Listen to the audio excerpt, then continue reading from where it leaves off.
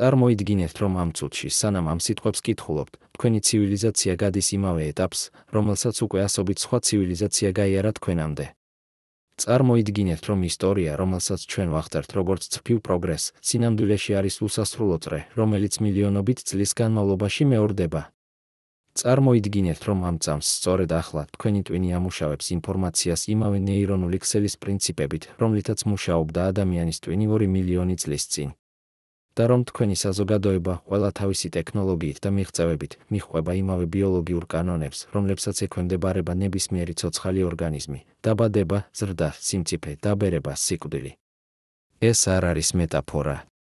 ეს არის სამეცნიერო ჰიპოთეზა, რომელსაც ამყარებს ათასობით წლის არქეოლოგიური მონაცემები, გეოლოგიური ჩანაწერები და მათემატიკური მოდელები. ჰიპოთეზა, რომელიც ამტვრევს ჩვენს წარმოდგენას პროგრესის შესახებ და გვიჩვენებს, რომ ადამიანობა შესაძლოა მხოლოდ ერთი ეპიზოდია უფრო დიდ კოსმიურ ციკლში. 1990-იან წლებში ბრიტანელმა ისტორიკოსმა არნოლდ ტოინბიმ გამოაქვეყნა 12-ტომიანი ნაშრომი ისტორიის შესწავლა, სადაც გააანალიზა 26 ცივილიზაციის ბედი. მისი დასკვნა იყო შოკისმომგვრელი: ცივილიზაციები იქცევიან როგორც ცოცხალი ორგანიზმები. ისინი იბადებიან კონკრეტული გამოწვევის პასუხად, იზრდებიან შემოქმედებითი უმცირესობის ხელმძღვანელობით, აღწევენ აყვავების პიკს, შემდეგ კი იწყებენ დაღმასვლას, როდესაც ელიტა კარგავს უნარს ახალ გამოწვევებზე პასუხის გასაცემად. და ბოლოს კვდებიან, ტოვებენ ნანგრევებს, რომლებსაც მომავალი არქეოლოგები იკვლევენ. მაგრამ ტოინბის თეორია იყო მხოლოდ დასაწყისი. რადგან როდესაც მეცნიერები დაიწყეს გეოლოგიური ჩანაწერების უფრო ღრმად შესწავლა, აღმოაჩინეს რაღაც გაცილებით უფრო საშინელი და ამავე დროს მომაჯადოებელი ციკლები, რომლებიც სცილდება ადამიანის ისტორიას და ვრცელდება მილიონობით წლის სიღრმეში. წარმოიდგინეთ, რომ გაქვთ დროის მანქანა და შეგიძლიათ უკან დაბრუნდეთ დედამიწის ისტორიაში. არა 100 ან 1000 წლით, არამედ 26 მილიონი წლით. რას დაინახავდით? პლანეტას, რომელიც გამოიყურება თითქმის იდენტურად დღევანდელთან. იგივე კონტინენტები, თითქმის იგივე კლიმატი, იგივე ოკეანეები. მაგრამ უცებ გეოლოგიურ ჩანაწერებში ჩნდება კატასტროფის ნიშნები, მასობრივი გადაშენება, კლიმატის მკვეთრი ცვლილება, ვულკანური აქტივობის აფეთქება. ახლა წინ გადახვედით 26 მილიონი წლით. და კვლავ ხედავთ იმავე სურათს: კატასტროფა, მასობრივი გადაშენება, კლიმატის შეცვლა. და კიდევ 26 მილიონი წლის შემდეგ. და კიდევ. 1995 წელს პალეონტოლოგებმა დევიდ რაუპმა და ჯეკ სეპკოსკიმ ჩიკაგოს უნივერსიტეტიდან გამოაქვეყნეს სტატია, რომელმაც შეძრა მეცნიერული საზოგადოება. ისინი გააანალიზეს ბოლო 250 მილიონი წლის განმავლობაში მომხდარი მასობრივი გადაშენების მონაცემები და აღმოაჩინეს მკაფიო პერიოდულობა. დაახლოებით ყოველ 26 მილიონ წელიწადში ერთხელ დედამიწაზე ხდება კატასტროფა, რომელიც ანადგურებს სახეობების უმეტესობას. 26 მილიონი წელი. ეს არის ციკლი, რომელიც ისე ზუსტად მეორდება, რომ მათემატიკური ალბათობა მისი შემთხვევითობისა არის 1000-ში ერთზე ნაკლები. მაგრამ რა იწვევს ამ ციკლებს? რატომ მეორდება კატასტროფები ასეთი საოცარი სიზუსტით? და ყველაზე მთავარი, თუ დედამიწა მართლაც ექვემდებარება ამ კოსმიურ რიტმს, მაშინ რა ადგილი უკავია ადამიანურ ცივილიზაციას ამ გრანდიოზულ სიმფონიაში? პასუხის საპოვნელად ჩვენ უნდა გავიხედოთ არა მხოლოდ დედამიწის ისტორიაში, არამედ კოსმოსში. რადგან აღმოჩნდა, რომ ჩვენი პლანეტა არ არის იზოლირებული კუნძული სივრცეში. ის არის ნაწილი უფრო დიდი სისტემისა, რომელიც მოძრაობს საკუთარი უხილავი რიტმებით. ჩვენი მზის სისტემა მოძრაობს გარშემო გალაქტიკის ცენტრისა სიჩქარით 230 კილომეტრი წამში. სრული ბრუნი გარშემო გალაქტიკისა სჭირდება დაახლოებით 230 მილიონ წელს. მაგრამ ეს მოძრაობა არ არის სწრფივი. მზის სისტემა ასევე რხევას უკეთებს ზემოთ და ქვემოთ, გალაქტიკის სიბრტყის მიმართ, როგორც ტალღა ოკეანეში. ერთი სრული რხევა ზემოდან ქვემოთ და უკან სჭირდება დაახლოებით 72 მილიონ წელს. ახლა გაკავით ეს რიცხვი ორად. 72-ის ნახევარი არის 21.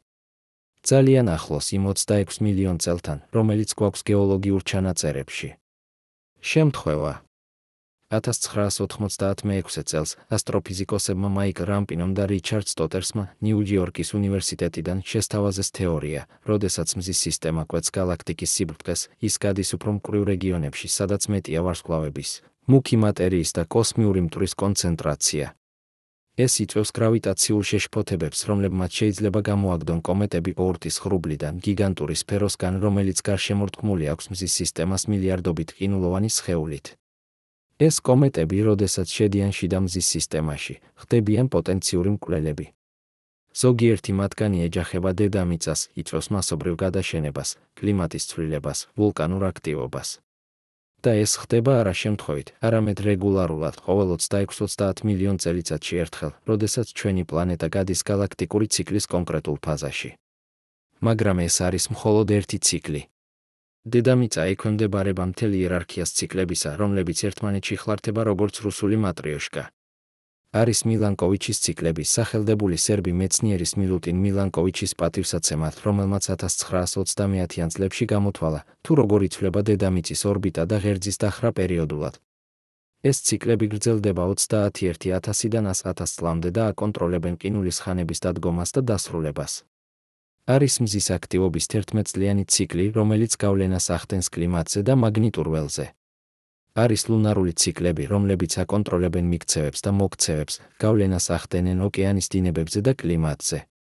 და არის ერთი ციკლი, რომელიც ყველაზე ხანგრძლივი და ყველაზე საიდუმლოა, პრეცესიის ციკლი 26.000 წელი, რომლის განმავლობაშიც დედამიწის ღერძი აკეთებს სრულ წრეს, როგორც ბრუნავი ტრიალა, რომელიც კარგავს ბალანსს. ძველმა ცივილიზაციებმა იცოდნენ ამ ციკლის შესახებ. ინდუისტურ კოსმოლოგიაში არის კონცეფცია იუგებისა, 4 ეპოქა, რომლებიც ერთმანეთს ცვლიან ციკლურად. სრული ციკლი, ერთი მაჰა იუგა, გრძელდება 4.320.000 წელს.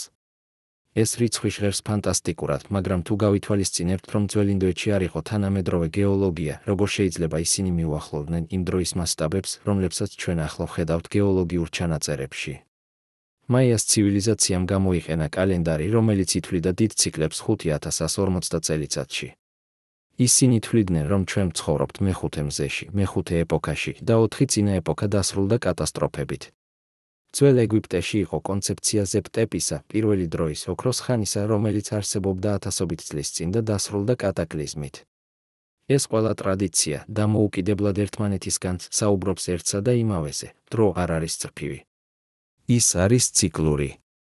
ცივილიზაციები იბადებიან, იზრდებიან, კვდებიან და იბადებიან ხელახლა, როგორც სეზონები წელიწადში. მაგრამ ეს იყო მხოლოდ მითები, ხომ? ლეგენდები, რომლებსაც არ აქვს სამეცნიერო საფუძველი? 1997 წელს გეოლოგმა რობერტ შოხმა ბოსტონის უნივერსიტეტიდან გამოაქვეყნა კვლევა, რომელმაც შეძრა არქეოლოგიური საზოგადოება. ის იკვლევდა ეგვიპტის სფინქსის ეროზიას და აღმოაჩინა, რომ ეს ეროზია გამოწვეული იყო არა ქვიშის ქარით, როგორც ფიქრობდნენ, არამედ წყლით. ძლიერი, ხანგრძლივი წვიმებით. მაგრამ ეგვიპტეში ბოლო 10.000 წლის განმავლობაში არ ყოფილა ასეთი წვიმები. ბოლო პერიოდი, როდესაც ეს რეგიონი იყო ტენიანი და მდიდარი მცენარეულობით, იყო 12-15.000 წლის წინ, ბოლო ყინულის ხანის დასასრულს. ეს ნიშნავს, რომ სფინქსი შეიძლება იყოს გაცილებით უფრო ძველი, ვიდრე ოფიციალური ისტორია გვეუბნება. და თუ ეს მართალია, მაშინ ვინ ააშენა იგი? რომელი ცივილიზაცია არსებობდა 15.000 წლის წინ, ცივილიზაცია, რომელსაც ჰქონდა ტექნოლოგია და ორგანიზაცია ასეთი მონუმენტური სტრუქტურის ასაშენებლად? ოფიციალური ისტორია გვეუბნება, რომ პირველი ცივილიზაციები გაჩნდნენ დაახლოებით 6000 წლის წინ შუმერში და ეგვიპტეში. მაგრამ გეოლოგიური და არქეოლოგიური მონაცემები მიუთითებენ, რომ შეიძლება არსებობდნენ უფრო ადრეული ცივილიზაციები, რომლებიც განადგურდნენ კატაკლიზმებით და დაკარგეს ისტორიაში. 1995 წელს გრეჰემ ჰენკოკმა, ბრიტანელმა ჟურნალისტმა და მკვლევარმა, გამოაქვეყნა წიგნი ღმერთების თითის ანაბეჭდები, სადაც შეაგროვა მტკიცებულებები იმის შესახებ, რომ მთელს მსოფლიოში არსებობს სტრუქტურები და ნაგებობები, რომლებიც შეიძლება იყოს დაკავშირებული დაკარგულ ცივილიზაციასთან, რომელიც არსებობდა ბოლო ყინულის ხანის დასასრულს. მაგრამ ეს თეორია შეხვდა მკაცრ კრიტიკას მეინსტრიმ არქეოლოგიის მხრიდან. რატომ? რადგან არ არსებობს მკაფიო მტკიცებულებები. არ არსებობს ნანგრევები, არტეფაქტები, წერილობითი ჩანაწერები. მაგრამ წარმოიდგინეთ, რომ ცივილიზაცია არსებობდა 15.000 წლის წინ. წარმოიდგინეთ, რომ ის განადგურდა გლობალური კატაკლიზმით, შესაძლოა კომეტის დაცემით ან მასობრივი ვულკანური ამოფრქვევით. რა დარჩებოდა მისგან 15.000 წლის შემდეგ? თანამედროვე ქალაქები ყველა მათი ცათამბჯენებით და ინფრასტრუქტურით დაიშლებოდა რამდენიმე ასეული წლის განმავლობაში, თუ ადამიანები გაქრებოდნენ. ხის სტრუქტურები. დაიშლებოდა პირველი. ლითონი დაჟანგდებოდა. ბეტონი გაიხეთქებოდა. 1000 წლის შემდეგ დარჩებოდა მხოლოდ ქვის სტრუქტურები და ის, რაც დამარხულია ღრმად მიწაში. 10,000 წლის შემდეგ თუნდაც ქვის სტრუქტურები დაიფარებოდა ნალექებით, მცენარეულობით, ეროზიით. ისინი გახდებოდნენ ბუნებრივი ბორცვები, რომლებსაც არქეოლოგები არ მიიჩნევდნენ ღირსეულად გათხრებისთვის. და 15,000 წლის შემდეგ თითქმის არაფერი. მხოლოდ ყველაზე მასიური ქვის სტრუქტურები, რომლებიც ასე დიდია, რომ ეროზიამ ვერ შეძლო მათი სრული განადგურება.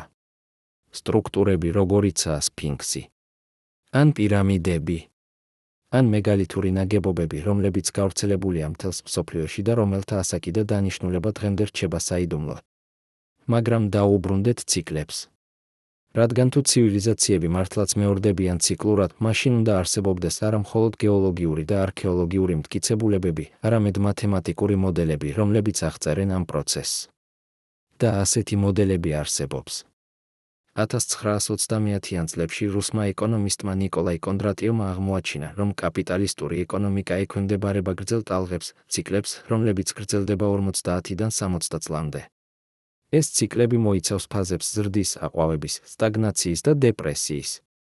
კონდრატიევის ტალღები არ არის მხოლოდ ეკონომიკური ფენომენი. ისინი დაკავშირებულია ტექნოლოგიურ ინოვაციებთან, სოციალურ ცვლილებებთან, თუნდაც ომებთან და რევოლუციებთან. ყოველი ახალი ტალღა იწყება რადიკალური ტექნოლოგიური გარღვევით, ორთქლის ძრავა, რკინიგზა, ელექტროენერგია, ავტომობილი, კომპიუტერი, ინტერნეტი. მაგრამ ყოველი ტალღა ასევე მთავრდება კრიზისით, პერიოდით, როდესაც ძველი სისტემა აღარ მუშაობს და საზოგადოება იძულებულია იპოვოს ახალი გზები. ჩვენ ახლა ვცხოვრობთ მეხუთე კონდრატიევის ტალღის დასასრულს, ტალღისა, რომელიც დაიწყო 1970-იან წლებში ინფორმაციული ტექნოლოგიების რევოლუციით. და როგორც ყოველი წინა ტალღის დასასრული, ეს პერიოდი ხასიათდება კრიზისებით, ეკონომიკური არასტაბილურობა, სოციალური პოლარიზაცია, პოლიტიკური ტურბულენტობა. მაგრამ კონდრატიევის ციკლები არის მხოლოდ ერთი დონე. არსებობს უფრო გრძელი ციკლები. 1990-იან წლებში ამერიკელმა სოციოლოგებმა ჯოშუა გოლდსტეინმა და უილიამ ტომპსონმა აღმოაჩინეს, რომ გლობალური პოლიტიკური სისტემა ექვემდებარება 120 წლიან ციკლებს, რომლებიც დაკავშირებულია ჰეგემონიის აღმასვლასა და დაცემასთან. ყოველი ციკლი იწყება ახალი ჰეგემონის გაჩენით, რომელიც აკონტროლებს გლობალურ ვაჭრობას და უზრუნველყოფს სტაბილურობას. შემდეგ მოდის პერიოდი კონკურენციისა, როდესაც სხვა ძალები ცდილობენ გამოიწვიონ ჰეგემონი. და ბოლოს ციკლი მთავრდება დიდი ომით, რომელიც განსაზღვრავს ახალ ჰეგემონს.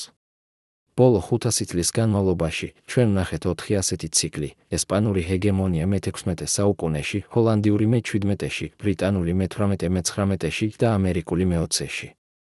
და ახლა მე-21 საუკუნის დასაწყისში ჩვენ ვხედავთ ნიშნებს იმისა, რომ ამერიკული ჰეგემონია კარგავს ძალას და მსოფლიო შედის ახალ პერიოდში კონკურენციისა და შესაძლო კონფლიქტისა. მაგრამ ეს ციკლები 50-დან 120 წლამდე არის მხოლოდ ზედაპირი. არსებობს უფრო ღრმა ციკლები, რომლებიც მოიცავს საუკუნეებს და ათასწლეულებს. 1995 წელს ამერიკელმა ისტორიკოსმა პიტერ ტურჩინმა შეიმუშავა მათემატიკური მოდელი, რომელსაც უწოდა კლიოდინამიკა, მეცნიერება ისტორიული ციკლების შესახებ. ტურჩინმა გაანალიზა ათასობით წლის ისტორიული მონაცემები და აღმოაჩინა, რომ საზოგადოებები ექვემდებარებიან 200-300 წლიან ციკლებს, რომლებიც მოიცავს ფაზებს ინტეგრაციის, სტაბილურობის, დეზინტეგრაციისა და კრიზისის. ეს ციკლები დაკავშირებულია დემოგრაფიულ ცვლილებებთან, ელიტის კონკურენციასთან, სახელმწიფო შესაძლებლობებთან და სოციალურ თანასწორობასთან. როდესაც მოსახლეობა იზრდება, ელიტა მრავლდება, რესურსები იშლება და სოციალური დაძაბულობა იზრდება. ეს იწვევს კრიზისს, რომელიც შეიძლება გამოიხატოს რევოლუციაში, სამოქალაქო ომში ან სახელმწიფოს კოლაფსში. ტურჩინის მოდელი პროგნოზირებს, რომ ამერიკის შეერთებული შტატები შედის კრიზისის ფაზაში 2030-იან წლებში, კრიზისისა, რომელიც შეიძლება იყოს ისეთივე მძიმე, როგორც იყო სამოქალაქო ომი მე-19 საუკუნეში. და ეს პროგნოზი გაკეთებული 1995 წელს, ახლა 2022 წელს, გამოიჩს საოცრად ზუსტი. ამერიკული საზოგადოება მართლაც განიცდის უპრეცედენტო პოლარიზაციას, ელიტის კონკურენციას, სოციალურ არასტაბილურობას. მაგრამ ეს არის მხოლოდ ერთი ქვეყნის ციკლი. რა მოხდება, თუ გავიხედავთ უფრო ფართო მასშტაბით? რა მოხდება, თუ გავიხედავთ არა ერთი საზოგადოების, არამედ მთელი ცივილიზაციის ციკლებზე? აქ ჩვენ ვუბრუნდებით ტოინბის თეორიას. მაგრამ ახლა გეოლოგიური და ასტრონომიული მონაცემების შუქზე ეს თეორია იღებს ახალ განზომილებას. წარმოიდგინეთ, რომ ცივილიზაციები მართლაც არიან ცოცხალი ორგანიზმები. ისინი იბადებიან, როდესაც პირობები ხელსაყრელია, სტაბილური კლიმატი, ხელმისაწვდომი რესურსები, ტექნოლოგიური ინოვაციები. ისინი იზრდებიან, ავრცელებენ თავიანთ ტერიტორიას, ზრდიან მოსახლეობას, ავითარებენ კულტურას და ტექნოლოგიას. მაგრამ ზრდა არ შეიძლება იყოს უსასრულო. ყოველი ორგანიზმი აღწევს ლიმიტს, წერტილს, სადაც რესურსები იწყებს ამოწურვას, სადაც სისტემა ხდება ძალიან კომპლექსური და არასტაბილური. და მაშინ იწყება დაღმასვლა. ტოინბი ამბობდა, რომ ცივილიზაციები კვდებიან არა გარემტრების ხელით, არამედ შიდა დაავადებების გამო. ისინი კარგავენ უნარს ახალ გამოწვევებზე პასუხის გასაცემად. ელიტა ხდება კორუმპირებული და არაეფექტური. საზოგადოება კარგავს თავის შემოქმედებით ენერგიას და ხდება რიგიდული, დოგმატური. მაგრამ რატომ ხდება ეს? რატომ კარგავენ ცივილიზაციები თავიანთ დინამიზმს? ერთი პასუხი მოდის თერმოდინამიკიდან. მეორე კანონი თერმოდინამიკისა ამბობს, რომ ნებისმიერი დახურული სისტემა მიისწრაფის მაქსიმალური ენტროპიისკენ, მაქსიმალური უწესრიგობისკენ. ცივილიზაცია არის სისტემა, რომელიც ქმნის წესრიგს, სტრუქტურას, ორგანიზაციას. მაგრამ ამ წესრიგის შესაქმნელად ის უნდა მოიხმაროს ენერგია. და ყოველი ენერგიის გამოყენება ზრდის ენტროპიას გარემოში. თავდაპირველად, როდესაც ცივილიზაცია ახალია, ის აქვს ხელმისაწვდომი ბევრი რესურსი და ენერგია. მაგრამ დროთა განმავლობაში რესურსები იწურება, გარემო დეგრადირდება, ენტროპია იზრდება. და ცივილიზაცია იძულებულია მოიხმაროს სულ უფრო მეტი ენერგია იმისთვის, რომ შეინარჩუნოს იგივე დონის წესრიგი. ეს არის დაბრუნების კანონის კლება. თავდაპირველად მცირე ინვესტიცია იძლევა დიდ შედეგს. მაგრამ დროთა განმავლობაში იგივე შედეგის მისაღწევად საჭიროა სულ უფრო მეტი ინვესტიცია. და ბოლოს მოდის წერტილი, სადაც სისტემა აღარ შეუძლია შეინარჩუნოს თავისი კომპლექსურობა და იწყებს კოლაფსს. ეს თეორია შემუშავდა 1970-იან წლებში ამერიკელი ანთროპოლოგის ჯოზეფ ტეინტერის მიერ მის წიგნში „კომპლექსური საზოგადოებების კოლაფსი“. ტეინტერმა გაანალიზა ათეულობით ცივილიზაციის დაცემა და აღმოაჩინა, რომ ყველა მათგანი მიჰყვებოდა იმავე ნიმუშს: ზრდა კომპლექსურობისა, კლება დაბრუნებისა, კრიზისი, კოლაფსი. მაგრამ ეს არის მხოლოდ ერთი პერსპექტივა, ენერგეტიკული და ეკონომიკური. არსებობს სხვა პერსპექტივა, უფრო ბიოლოგიური. 1990-იან წლებში ბიოლოგმა ჯარედ დაიმონდმა გამოაქვეყნა წიგნი „იარაღები, მიკრობები და ფოლადი“, სადაც ახსნა, თუ როგორ განვითარდნენ ცივილიზაციები გეოგრაფიული და ეკოლოგიური ფაქტორების გავლენით. შემდეგ 2005 წელს მან გამოაქვეყნა კიდევ ერთი წიგნი „კოლაფსი“, სადაც გაანალიზა, თუ როგორ ინგრევა ცივილიზაციები ეკოლოგიური კატასტროფების გამო. დაიმონდის თეორია ამბობს, რომ ცივილიზაციები კვდებიან, როდესაც ისინი ანადგურებენ თავიანთ გარემოს. ისინი ჭრიან ტყეებს, ამოწურავენ ნიადაგს, აბინძურებენ წყლებს, ანადგურებენ ბიომრავალფეროვნებას. და როდესაც გარემო აღარ შეუძლია მათ მხარდაჭერას, ისინი ინგრევიან. კლასიკური მაგალითია კუნძული პასკის ცივილიზაცია. როდესაც პოლინეზიელები ჩამოვიდნენ ამ კუნძულზე დაახლოებით 1200 წელს, ისინი იპოვეს მდიდარი ეკოსისტემა, დაფარული პალმის ტყეებით. ისინი ააშენეს კომპლექსური საზოგადოება, შექმნეს ცნობილი მოაი, გიგანტური ქვის სტატუები. მაგრამ ამ სტატუების ასაშენებლად და გადასატანად მათ სჭირდებოდა თხე. ისინი ჭრიდნენ ტყეებს, იყენებდნენ მათ როგორც ბორბლებს და ბერკეტებს. და ასობით წლის განმავლობაში ისინი მოჭრეს ყველა ხე კუნძულზე. გარეშე ხეების ნიადაგი დაიწყო ეროზია. გარეშე ხის კანოების ისინი ვერ ახერხებდნენ თევზაობას. გარეშე რესურსების საზოგადოება შევიდა კრიზისში. დაიწყო ომები, კანიბალიზმი, მოსახლეობის მკვეთრი შემცირება. როდესაც ევროპელები ჩამოვიდნენ მე-18 საუკუნეში, ისინი იპოვეს მხოლოდ რამდენიმე ათასი გადარჩენილი, რომლებიც ცხოვრობდნენ პრიმიტიულ პირობებში, გარშემორტყმული გიგანტური ქვის სტატუებით, რომელთა აშენების საიდუმლოც დაკარგული იყო. ეს არის მძიმე გაფრთხილება. მაგრამ ეს არის მხოლოდ ერთი კუნძული, იზოლირებული ეკოსისტემა. შეიძლება თუ არა იგივე მოხდეს გლობალურ მასშტაბით? ზოგიერთი მეცნიერი ამბობს, რომ ჩვენ უკვე ვხედავთ ნიშნებს გლობალური ეკოლოგიური კრიზისისა, კლიმატის ცვლილება, ბიომრავალფეროვნების დაკარგვა, ოკეანების დაბინძურება, ნიადაგის დეგრადაცია. და თუ ჩვენ არ შევცვლით ჩვენს ქცევას, ჩვენ შეიძლება მივხვდეთ იმავე გზას, რომელიც გაიარა კუნძულმა პასკამ. მაგრამ არსებობს მნიშვნელოვანი განსხვავება. კუნძული პასკი იყო იზოლირებული. მისი მოსახლეობა არ იცოდა, რომ არსებობდა დანარჩენი მსოფლიო. ჩვენ კი ვიცით. ჩვენ გვაქვს გლობალური კომუნიკაცია, გლობალური ეკონომიკა, გლობალური მეცნიერება. ჩვენ შეგვიძლია ვისწავლოთ ერთმანეთისგან, გავაზიაროთ ტექნოლოგიები, ვითანამშრომლოთ გლობალურ პრობლემებზე. ან შეგვიძლია, რადგან როდესაც გავიხედავთ ისტორიას, ჩვენ ვხედავთ, რომ ცივილიზაციები იშვიათად თანამშრომლობენ. უფრო ხშირად ისინი კონკურენციაში არიან, ომში ცდილობენ ერთმანეთის დომინირებას.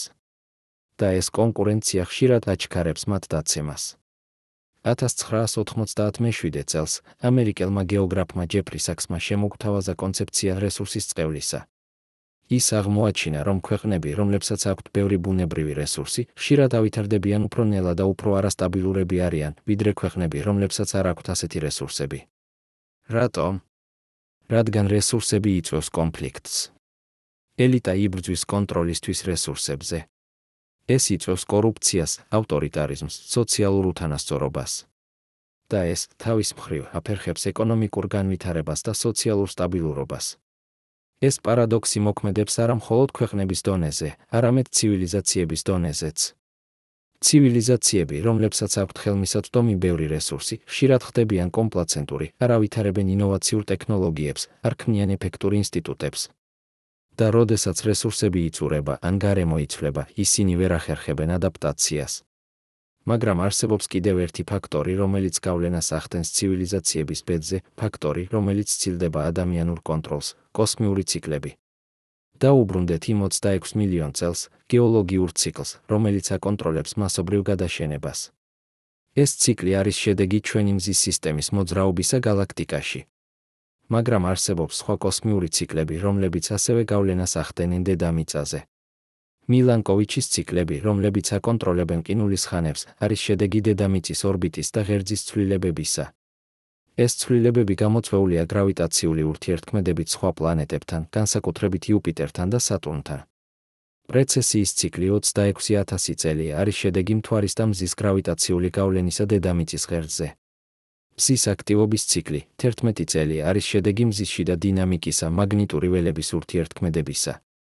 ყველა ეს ციკლი ერთმანეთში იხლართება, ქმნის კომპლექსურ ნიმუშს, რომელიც გავლენას ახდენს კლიმატზე, გარემოზე და, საბოლოო ჯამში, ცივილიზაციებზე. მაგრამ ყველაზე საინტერესო არის ის, რომ ეს ციკლები შეიძლება იყოს სინქრონიზებული. შეიძლება არსებობდეს რაღაც უფრო ღრმა კავშირი, რაღაც ფუნდამენტური რიტმი, რომელიც აკავშირებს ყველა ამ ციკლს ერთ დიდ სიმფონიაში. წარმოიდგინეთ, რომ ამ წამს, სანამ ამ სიტყვებს უსმენთ, თქვენი სხეული მუშაობს ათასობით სინქრონიზებული რიტმით. თქვენი გული ბეჭავს 72 ჯერ წუთში. თქვენი ფილტვები სუნთქავს 16 ჯერ წუთში. თქვენი ტვინის ტალღები რხევას უკეთებს 10-დან 100 ჰერცამდე. თქვენი უჯრედები იყოფიან, კვდებიან და იბადებიან ხელახლა 24 საათის ციკლებში. და ყველა ეს რიტმი არ არის შემთხვევითი. ისინი სინქრონიზებულია ერთმანეთთან, კოორდინირებულია უხილავი დირიჟორის მიერ, რომელსაც ჰქვია ბიოლოგიური საათი. მაგრამ ეს საათი თავად სინქრონიზებულია უფრო დიდ საათთან, დედამიწის ბრუნვასთან, მზის აღმოსავლეთთან და დასავლეთთან, სეზონების ცვლილებასთან, მთვარის ფაზებთან. და ეს თავის მხრივ სინქრონიზებულია კიდევ უფრო დიდ კოსმიურ რიტმებთან. ჩვენ ვცხოვრობთ იერარქიაში ციკლებისას, სადაც ყოველი დონე დაკავშირებულია მომდევნოსთან, როგორც რუსული მატრიოშკა. და ყველაზე საოცარი არის ის, რომ ეს კავშირი არ არის მხოლოდ მეტაფორა.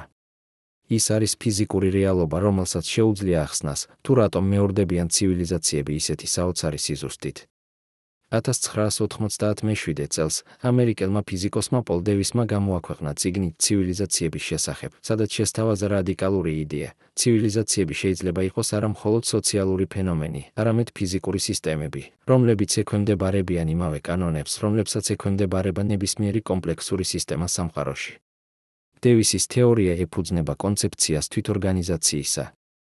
ბუნებაში კომპლექსური სტრუქტურები წარმოიქმნება სპონტანურად, როდესაც სისტემა არის შორს თერმოდინამიკური წონასწორობიდან და აქვს მუდმივი ენერგიის ნაკადი.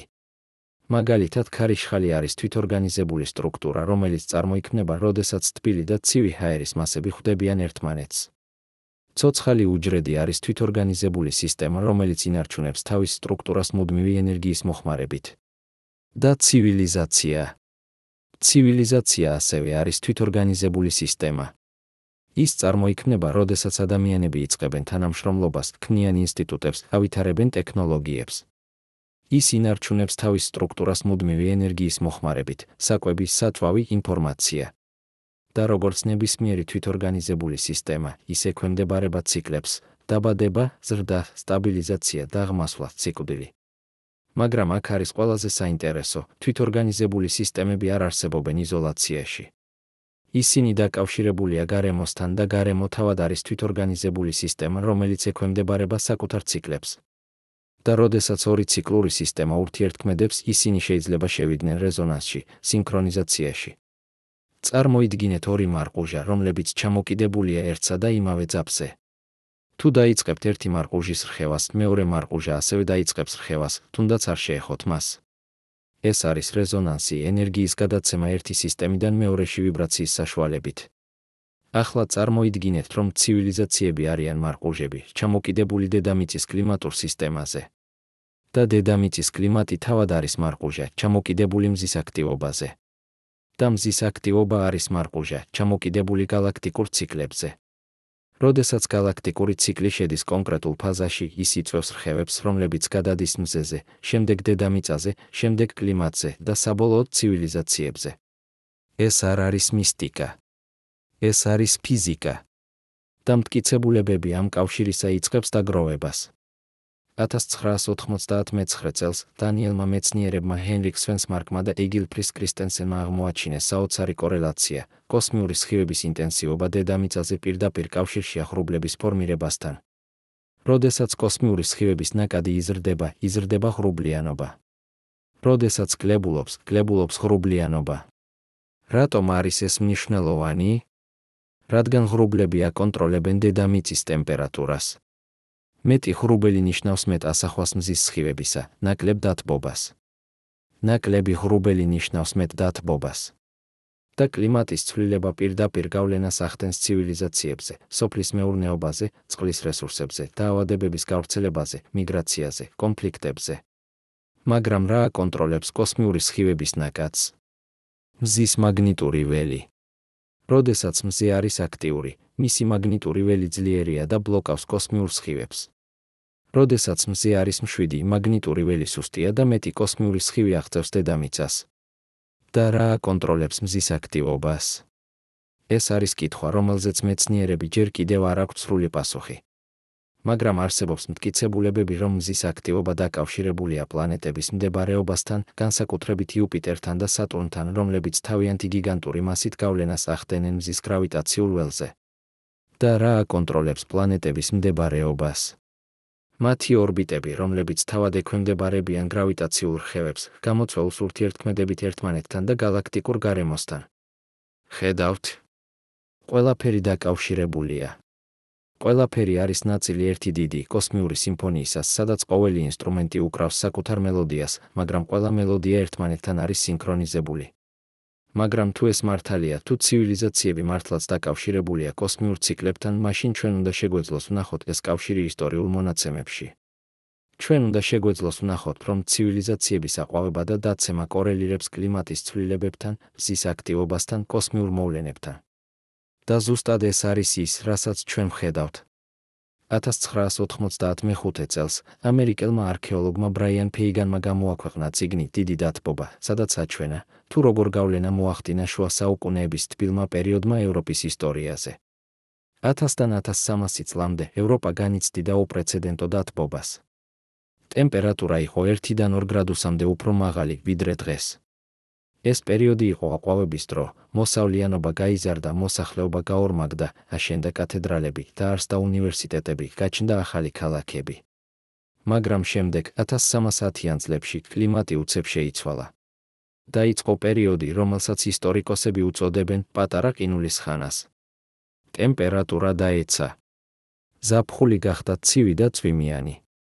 მოსავალი ჩაიშალა. დაიწყო შიმშილი. მოსახლეობა შემცირდა. გაჩნდა ეპიდემიები, მათ შორის შავი ჭირი, რომელმაც მოკლა ევროპის მოსახლეობის 1/3. ეს არ იყო შემთხვევა. ეს იყო პირდაპირი შედეგი კლიმატის ცვლილებისა. და ეს კლიმატის ცვლილება თავად იყო შედეგი მზის აქტივობის შემცირებისა. 1310-დან 1710-იან წლებში მზე შევიდა პერიოდში, რომელსაც ასტრონომები უწოდებენ მაუნდერის მინიმუმს. ამ პერიოდში მზის ლაქები თითქმის მთლიანად გაქრნენ, რაც მიუთითებდა მზის აქტივობის მკვეთ შემცირებაზე. და ეს არ იყო ერთადერთი ასეთი პერიოდი. ისტორიის განმავლობაში, ყოველ რამდენიმე საუკუნეში ერთხელ მზე შედის მინიმუმის ფაზაში და ყოველჯერზე ეს ემთხვევა კლიმატის გაციებას და ცივილიზაციების კრიზისს. 1998 წელს გერმანელმა კლიმატოლოგმა გერარდ ბონდმა აღმოაჩინა, რომ ბოლო 12,000 წლის განმავლობაში ჩრდილოეთ ატლანტიკის კლიმატი ექვემდებარებოდა ციკლურ ცვლილებებს ყოველ 1400-დან 1500 წლამდე. ეს ციკლები, რომლებსაც ახლა უწოდებენ ბონდის ციკლებს, კორელირებს მზის აქტივობის ცვლილებებთან და ასევე ემთხვევა ძირითად ისტორიულ მოვლენებს, ცივილიზაციების დაცემას, მიგრაციებს, ომებს. მაგალითად, ბრინჯაოს ხანის კოლაფსი, რომელიც მოხდა დაახლოებით 1200 წელს ძველ წელთაღრიცხვამდე, ემთხვევა ბონდის ციკლის ცივ ფაზას. ამ პერიოდში ხმელთაშუა ზღვის რეგიონში დაიშალა რამდენიმე ძლიერი ცივილიზაცია: მიკენური საბერძნეთი, ხეთური იმპერია, უგარიტი, ტროა. არქეოლოგიური მონაცემები მიუთითებს გვალვაზე, შიმშილზე, მასობრივ მიგრაციებზე და ომებზე. ან აიღეთ რომის იმპერიის დაცემა. ოფიციალური თარიღი არის 466 წელი ახალი წელთაღრიცხვით, როდესაც ბოლო დასავლეთ რომის იმპერატორი, რომულუს აუგუსტულუსი, დამარცხდა გერმანელი მეთაურის ოდოაკრის მიერ. მაგრამ იმპერიის რეალური დაღმასვლა დაიწყო გაცილებად ადრე, მესამე საუკუნეში, პერიოდში, რომელსაც ისტორიკოსები უწოდებენ მესამე საუკუნის კრიზისს. ამ პერიოდში იმპერია განიცდიდა ეკონომიკურ კოლაფსს, სამოქალაქო ომებს, ბარბაროსული შემოსევებს, ეპიდემიებს. და ყველა ეს კრიზისი ემთხვეოდა კლიმატის გაციებას, რომელიც დაიწყო დაახლოებით 210-იან წლებში და გაგრძელდა რამდენიმე საუკუნის განმავლობაში. ეს გაციება იყო ნაწილი ბონდის ციკლისა და კორელირებდა მზის აქტივობის შემცირებასთან. ან აიღეთ მაიას ცივილიზაციის კოლაფსი.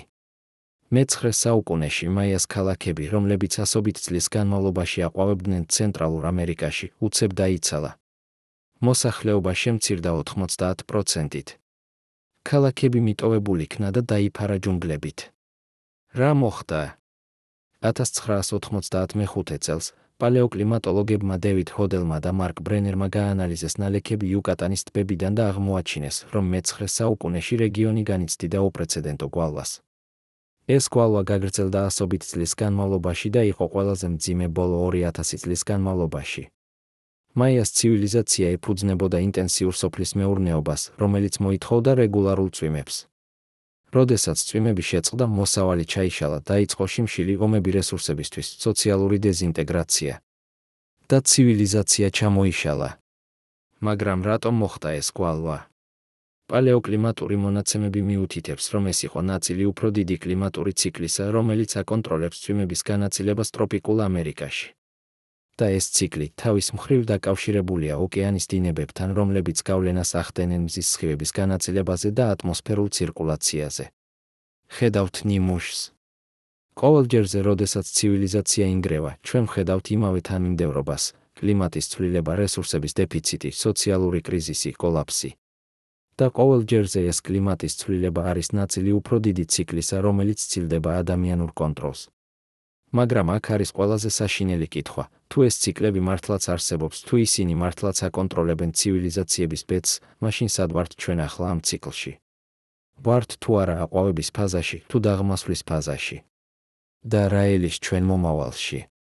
პასუხი დამოკიდებულია იმაზე, თუ რომელ ციკლს ვიხედავთ. თუ ვიხედავთ კონდრატიევის ტალღებს, ჩვენ ვართ მე-5 ტალღის დასასრულს, პერიოდში კრიზისისა და ტრანსფორმაციისა. მაგრამ ეს ასევე არის პერიოდი ახალი შესაძლებლობებისა, როდესაც ძველი სისტემა იშლება და იქმნება სივრცე ახალი ინოვაციებისთვის. თუ ვიხედავთ ტურჩინის 200-300 წლიან ციკლებს, ჩვენ ვართ კრიზისის ფაზაში, რომელიც შეიძლება გაგრძელდეს მომდევნო 10 წლეულების განმავლობაში. მაგრამ ისტორია გვიჩვენებს, რომ ყოველი კრიზისის შემდეგ მოდის პერიოდი რეგენერაციისა და ახალი ზრდისა. თუ ვიხედავთ ბონდის ციკლებს, ჩვენ ვართ თბილ ფაზაში, რომელიც დაიწყო დაახლოებით 1700 წელს და შეიძლება გაგრძელდეს კიდევ რამდენიმე საუკუნის განმავლობაში. მაგრამ ეს თბილი ფაზა ასევე მოაქვს გამოწვევებს: კლიმატის ცვლილება, ზღვის დონის აწევა, უკიდურესი ამინდის მოვლენები. თუ ვიხედავთ მილანკოვიჩის ციკლებს, ჩვენ ვართ მე-50,000 წლის განმავლობაში გრძელდებული თბილი პერიოდის შუაში, პერიოდში, რომელიც დაიწყო ბოლო ყინულის ხანის დასასრულის შემდეგ. მაგრამ ეს პერიოდი არ გაგრძელდება სამუდამოდ. 1000 წლის შემდეგ დედამიწა კვლავ შევაყინულის ხანაში. და თუ ვიხედავთ 26 მილიონი წლის გალაქტიკურ ციკლს, ჩვენ ვართ სადღაც შუაში, შორს მომდევნო კატასტროფისგან. მაგრამ ეს არ ნიშნავს, რომ ჩვენ უსაფრთხოდ ვართ. რადგან ისტორია გვიჩვენებს, რომ კატასტროფები შეიძლება მოხდეს ნებისმიერ დროს, არა მხოლოდ დიდი ციკლების პიკებზე. 1997 წელს ამერიკელმა გეოლოგმა უოლტერ ალვარესმა და მისმა გუნდმა აღმოაჩინეს, რომ დინოზავრების გადაშენება, რომელიც მოხდა 66 მილიონი წლის წინ, გამოწვეული იყო გიგანტური ასტეროიდის დაცემით იუკატანის ნახევარკუნძულზე. ეს დაცემა გამოიწვია გლობალური კატასტროფა, ცეცხლის ქარიშხალი, ცუნამი, ვულკანური ამოფრქვევები, ატმოსფეროს დაბინძურება მტვრით და ნაცრით, რამაც დაბლოკა მზის სხივები და გამოიწვია გლობალური გაციება. ეს კატასტროფა მოხდა არა 26 მილიონი წლის ციკლის პიკზე, არამედ შუაში. ეს იყო შემთხვევითი მოვლენა, რომელმაც შეცვალა დედამიწის ისტორია. მაგრამ იყო თუ არა ეს მართლაც შემთხვევითი? ზოგიერთი მეცნიერი ფიქრობს, რომ არა. ისინი ამბობენ, რომ ასტეროიდების და კომეტების დაცემის სიხშირე შეიძლება იყოს დაკავშირებული გალაქტიკურ ციკლებთან. როდესაც მზის სისტემა გადის გალაქტიკის სიბრტყეს, ის შედის რეგიონებში, სადაც მეტია გრავიტაციული შეშფოთებები, რამაც შეიძლება გამოაგდოს კომეტები და ასტეროიდები მათი ორბიტებიდან და გაგზავნოს ისინი შიდა მზის სისტემისკენ. ეს ნიშნავს, რომ თუნდაც ჩვენ ვართ შორს 26 მილიონი წლის ციკლის პიკისგან, ჩვენ მაინც ვართ რისკის ქვეშ. ყოველ წამს 1000 ასტეროიდი და კომეტა მოძრაობს მზის სისტემაში და ზოგიერთი მათგანი კვეთს დედამიწის ორბიტას. უმეტესობა მათგანი არის პატარა და იცვის ატმოსფეროში. მაგრამ ზოგიერთი არის საკმარისად დიდი, რომ გამოიწვიოს კატასტროფა. 1999 წელს NASA-მ დაიწყო პროგრამა ახლომდებარე დედამიწის ობიექტების მონიტორინგისთვის, ასტეროიდებისა და კომეტებისთვის, რომლებიც შეიძლება შეჯახდნენ ჩვენს პლანეტას. დღემდე ისინი აღმოაჩინეს 30,000-ზე მეტი ასეთი ობიექტი. უმეტესობა მათგანი არის პატარა, მაგრამ დაახლოებით 1000 არის საკმარისად დიდი, რომ გამოიწვიოს რეგიონული ან გლობალური კატასტროფა. და ყოველწლიურად ჩვენ ვხედავთ ახალ ასტეროიდებს, რომლებიც გადიან ახლოს დედამიწასთან, ზოგჯერ უფრო ახლოს, ვიდრე მთვარის ორბიტა. 2013 წელს ასტეროიდი დაახლოებით 20 მეტრის დიამეტრით, აფეთქდა ჩელიაბინსკის ზემოთ, რუსეთში, გამოიწვია ფანჯრების გატეხვა და 1000-ზე მეტი ადამიანის დაშავება. ეს იყო ყველაზე დიდი ასტეროიდის დაცემა ბოლო 100 წელში. მაგრამ ეს იყო პატარა. წარმოიდგინეთ, რა მოხდებოდა, თუ ასტეროიდი იქნებოდა არა 20, არამედ 200 მეტრის დიამეტრით. ან 2 კილომეტრის. ან 10 კილომეტრის, როგორც ის, რომელმაც მოკლა დინოზავრები. ასეთი დაცემა გამოიწვევდა გლობალურ კატასტროფას. ის განადგურებდა ქალაქებს, გამოიწვევდა ცუნამებს, ვულკანურ ამოფრქვევებს, ატმოსფეროს დაბინძურებას. მოსავალი ჩაიშლებოდა. დაიწყებოდა შიმშილი. ცივილიზაცია, როგორც ჩვენ ვიცნობთ მას, შეიძლება დასრულდეს. და ეს არ არის ფანტასტიკა. ეს არის რეალური რისკი, რომელსაც მეცნიერები სერიოზულად იღებენ. 1995 წელს NASA-მ შექმნა პროგრამა პლანეტარული დაცვისთვის, რომლის მიზანია აღმოჩენა და თვალყურის დევნება პოტენციურად საშიშ ასტეროიდებზე და შემუშავება სტრატეგიებისა მათი გადახრისთვის, თუ ისინი მოემზადებიან დაცემისთვის. მაგრამ რამდენად ეფექტური იქნება ეს დაცვა? შეგვიძლია თუ არა ჩვენ მართლაც გადავხვიოთ ასტეროიდი, რომელიც მოძრაობს 1000 კილომეტრი წამში? და რამდენი დრო გვექნება გამოსაცნობად და რეაგირებისთვის? პასუხი დამოკიდებულია ასტეროიდის ზომაზე და მის ტრაექტორიაზე. პატარა ასტეროიდები რამდენიმე ასეული მეტრის დიამეტრით შეიძლება გადახრილ იქნას ბირთვული აფეთქებით ან კინეტიკური იმპაქტორით, კოსმოსური ხომალდით, რომელიც ეჯახება ასტეროიდს და ცვლის მის ორბიტას. მაგრამ დიდი ასტეროიდები რამდენიმე კილომეტრის დიამეტრით მოითხოვს გაცილებით მეტ ენერგიას და დროს. და აქ არის პრობლემა, ჩვენ ვერ ვხედავთ ყველა ასტეროიდს. ბევრი მათგანი არის ძალიან პატარა ან ძალიან მუქი, რომ აღმოვაჩინოთ ისინი ტელესკოპებით. ზოგიერთი მათგანი მოდის მზის მიმართულებიდან, სადაც ჩვენ ვერ ვხედავთ მათ დღის შუქის გამო. და ზოგიერთი მათგანი აღმოჩენილია მხოლოდ რამდენიმე დღით ან კვირით ადრე, ვიდრე ისინი გადიან ახლოს დედამიწასთან. ეს ნიშნავს, რომ ჩვენ შეიძლება არ გვქონდეს საკმარისი დრო რეაგირებისთვის. ჩვენ შეიძლება გავიგოთ ასტეროიდის შესახებ მხოლოდ რამდენიმე თვით ადრე, ან თუნდაც რამდენიმე კვირით ადრე.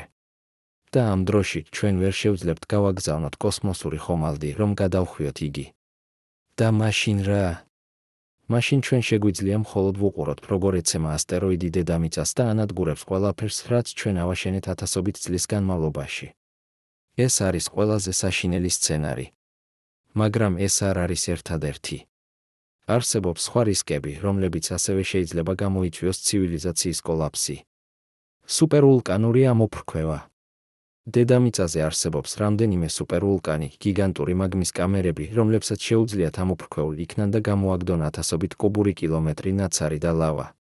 ბოლო ასეთი ამოფრქვევა მოხდა 74,000 წლის წინ ინდონეზიაში, ტობას ვულკანზე. ეს ამოფრქვევა გამოიწვია გლობალური გაციება, რომელმაც გაგრძელდა რამდენიმე წლის განმავლობაში და თითქმის გამოიწვია ადამიანობის გადაშენება. გენეტიკური მონაცემები მიუთითებს, რომ ადამიანის მოსახლეობა შემცირდა რამდენიმე ათას ინდივიდამდე. მომდევნო სუპერვულკანური ამოფრქვევა შეიძლება მოხდეს ნებისმიერ დროს. იელოუსტოუნის სუპერვულკანი ამერიკის შეერთებულ შტატებში ამოფრქვეულა ბოლო 2 მილიონი წლის განმავლობაში სამჯერ. ბოლო ამოფრქვევა იყო 634,000 წლის წინ. მეცნიერები აკვირდებიან მას ყურადღებით, მაგრამ ისინი ვერ პროგნოზირებენ, როდის მოხდება მომდევნო ამოფრქვევა. ეს შეიძლება იყოს ხვალ ან 1000 წლის შემდეგ, ან 100 წლის შემდეგ. პანდემია. ისტორიის განმავლობაში ეპიდემიებმა მოკლა მილიონობით ადამიანი და შეცვალა ცივილიზაციების ბედი. შავმა ჭირმა მოკლა ევროპის მოსახლეობის 1/3 მე-14 საუკუნეში. ესპანურმა გრიპმა მოკლა 50-დან 100 მილიონამდე ადამიანი 1918-დან 1930-იან წლებში. და ახლა მე-21 საუკუნეში ჩვენ ვხედავთ ახალ პანდემიებს, COVID-19, ებოლა, ზიკა. გლობალიზაციის ეპოქაში პანდემიები ვრცელდება უფრო სწრაფად, ვიდრე ოდესმე. ვირუსს შეუძლია გადაფრინდეს ერთი კონტინენტიდან მეორეზე რამდენიმე საათში. და თუ ეს ვირუსი იქნება საკმარისად ლეტალური და საკმარისად გადამდები, ის შეიძლება მოკლას მილიარდობით ადამიანი და გამოიწვიოს ცივილიზაციის კოლაფსი. ბირთვული ომი. ცივი ომის დასასრულის შემდეგ ბირთვული ომის რისკი შემცირდა, მაგრამ არ გაქრა. დღეს 9 ქვეყანას აქვს ბირთვული იარაღი და მათ შორის არის ათასობით პოეთავი, რომელთაგან თითოეული შეიძლება განადგურდეს მთელი ქალაქი. სრული მასშტაბის ბირთვული ომი გამოიწვევდა არა მხოლოდ მილიონობით პირდაპირ მსხვერპლს, არამედ ბირთვულ ზამთარს, პერიოდს გლობალური გაციებისა, რომელიც გაგრძელდებოდა წლების განმავლობაში და განადგურებდა სოფლის მეურნეობას, გამოიწვევდა მასობრივ შიმშილს და ცივილიზაციის კოლაფსს. ხელოვნური ინტელექტი. ზოგიერთი მეცნიერი აფრთხილებს, რომ ხელოვნური ინტელექტის განვითარებამ შეიძლება გამოიწვიოს ეგზისტენციური რისკი ადამიანობისთვის. თუ ჩვენ შევქმნით სუპერინტელექტს, რომელიც აღემატება ადამიანურ ინტელექტს, ჩვენ შეიძლება ვერ შევძლოთ მისი კონტროლი. ეს სუპერინტელექტი შეიძლება გადაწყვიტოს, რომ ადამიანები არიან საფრთხე, ან უბრალოდ ზედმეტი და განადგურდეს ისინი. ეს ყველა რისკი არის რეალური. და ყველა მათგანი შეიძლება მოხდეს ჩვენ სიცოცხლეში. მაგრამ აქ არის პარადოქსი, ისტორიის განმავლობაში ადამიანობა გადარჩა ათასობით კატასტროფას. ჩვენ გადავრჩით ყინულის ხანებს, სუპერვულკანურ ამოფრქვევებს, პანდემიებს, ომებს. ჩვენ ყოველთვის ვიპოვეთ გზა ადაპტაციისთვის, გადარჩენისთვის, აღდგენისთვის. რატომ? რადგან ადამიანები არიან წარმოუდგენლად ადაპტირებადი. ჩვენ ვცხოვრობთ ყველა კონტინენტზე, ყველა კლიმატში, ყველა გარემოში. ჩვენ ვქმნით ტექნოლოგიებს, რომლებიც აძლევენ ჩვენ უნარს გადავლახოთ ბუნებრივი ლიმიტები. ჩვენ ვთანამშრომლობთ, ვაზიარებთ ცოდნას, ვსწავლობთ ერთმანეთისგან. და ეს არის ის, რაც განასხვავებს ჩვენ წინა ცივილიზაციებისგან. ჩვენ გვაქვს გლობალური კომუნიკაცია, გლობალური მეცნიერება, გლობალური ეკონომიკა. ჩვენ შეგვიძლია ვისწავლოთ წარსული შეცდომებისგან და ავიცილოთ მომავლის კატასტროფები. ან შეგვიძლია.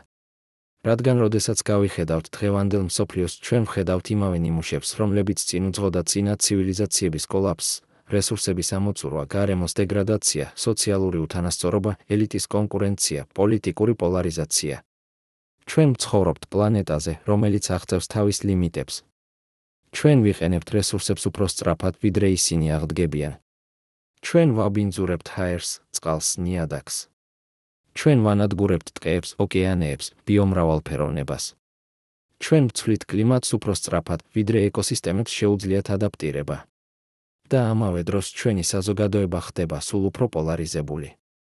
მდიდრები ხდებიან უფრო მდიდრები, ღარიბები უფრო ღარიბები. ელიტა იბრძვის ძალაუფლებისთვის.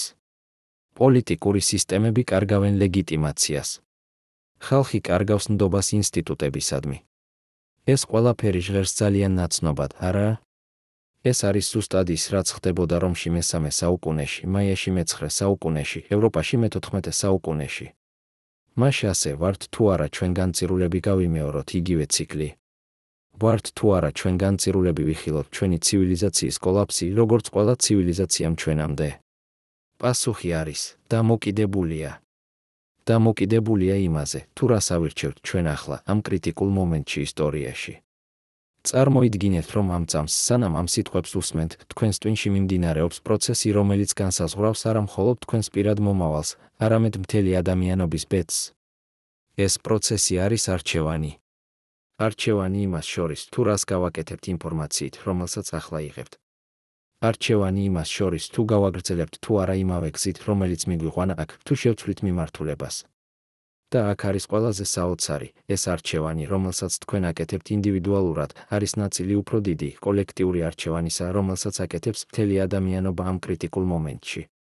და ეს კოლექტიური არჩევანი შეიძლება განსაზღვროს, გავიმეორებთ თუ არა ციკლს, რომელიც მეორდებოდა მილიონობით წლის განმავლობაში, თუ შევქმნით რაღაც ახალს, რაღაც უპრეცედენტოს. მაგრამ რომ გავიგოთ, როგორ შეგვიძლია შევცვალოთ ციკლი, ჩვენ პირველ რიგში უნდა გავიგოთ, რატომ არსებობს ეს ციკლი. რატომ მეორდებიან ცივილიზაციები იმავე ნიმუშით, დაბადება, ზრდა, ყვავება, დაღმასვლა, კოლაფსი. არის თუ არა ეს გარდაუვალი ბუნების კანონი, რომელსაც ჩვენ ვერ შევცვლით? თუ არის რაღაც, რაც ჩვენ შეგვიძლია გავაკეთოთ განსხვავებულად?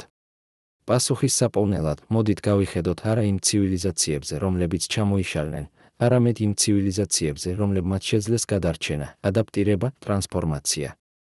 1998 წელს ამერიკელმა ანთროპოლოგმა ჯონ ბენეტმა გამოაქვეყნა კვლევა იაპონიის ტოკუგავას პერიოდის შესახებ, პერიოდისა, რომელიც გაგრძელდა 1610-დან 1878 წლამდე. ეს იყო 250 წლის პერიოდი სტაბილურობისა, მშვიდობისა და კულტურული აყვავებისა, რაც უპრეცედენტოა ისტორიაში. როგორ მიაღწია იაპონიამ ამას? პასუხი არის გასაოცარი, ისინი შეზღუდეს ზრდა. ტოკუგავას შოგუნატმა შემოიღო მკაცრი კანონები, რომლებიც აკონტროლებდა მოსახლეობის ზრდას, რესურსების გამოყენებას, ტექნოლოგიურ განვითარებას. ისინი დახურეს ქვეყანა გარე სამყაროსგან, აკრძალეს უცხოური ვაჭრობა, შეზღუდეს ურბანიზაცია. ეს ჟღერს როგორც რეგრესია, არა? როგორც უარი პროგრესზე. მაგრამ შედეგი იყო საოცარი, იაპონიამ შექმნა მდგრადი საზოგადოება, რომელიც არსებობდა წონასწორობაში გარემოსთან. ისინი ავითარებდნენ ინტენსიურ სოფლის მეურნეობას, რომელიც იყენებდა ყოველ კვადრატულ მეტრს მიწისა. ისინი ქმნიდნენ რთულ სისტემებს რესურსების რეციკლირებისთვის. ისინი ავითარებდნენ კულტურას, რომელიც აფასებდა სიმარტივეს, ჰარმონიას, ბალანსს. და ეს მუშაობდა. 250 წლის განმავლობაში იაპონიის მოსახლეობა რჩებოდა სტაბილური, დაახლოებით 30 მილიონზე. არ იყო მასობრივი შიმშილი, არ იყო ეკოლოგიური კატასტროფა, არ იყო სოციალური კოლაფსი. მაგრამ აქ არის პარადოქსი, ეს სტაბილურობა მიიღწა იზოლაციის ფასად. იაპონია გამოეთიშა გლობალურ პროცესებს, გამოეთიშა ტექნოლოგიურ პროგრესს, რომელიც ხდებოდა ევროპაში. და როდესაც 1859 წელს ამერიკელმა კომოდორმა პერიმ გახსნა იაპონია ძალით, იაპონელებმა აღმოაჩინეს, რომ ისინი ჩამორჩნენ დასავლეთს ტექნოლოგიურად და სამხედროდ. ეს იყო შოკი, რომელმაც გამოიწვია სწრაფი მოდერნიზაცია, მეიჯის რესტავრაცია, პერიოდი, როდესაც იაპონიამ 50 წლის განმავლობაში გაიარა ის, რაც ევროპამ გაიარა 200 წლის განმავლობაში. და ეს სწრაფი ტრანსფორმაცია გამოიწვია სოციალური დაძაბულობა, რომელმაც საბოლოოდ მიგვიყვანა მეორე მსოფლიო ომამდე. მაშ ასე რას გვასწავლის იაპონიის მაგალითი? ის გვასწავლის, რომ სტაბილურობა შესაძლებელია, მაგრამ მხოლოდ იზოლაციაში. და იზოლაცია, თავის მხრივ, ქმნის სხვა პრობლემებს, სტაგნაციას, დაუცველობას, საბოლოოდ კრიზისს. მაგრამ არსებობს თუ არა სხვა გზა? არსებობს თუ არა გზა სტაბილურობის მისაღწევად გარეშე იზოლაციისა? გზა ბალანსის შესაქმნელად გარეშე სტაგნაციისა? მოდით გავიხედოთ სხვა მაგალითზე.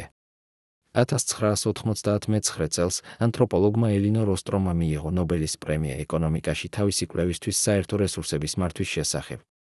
ოსტრომი შეისწავლიდა საზოგადოებებს მთელს მსოფლიოში, რომლებიც წარმატებით მართავდნენ საერთო რესურსებს, სათევზაო ადგილებს, ტყეებს, საძოვრებს, წყლის სისტემებს.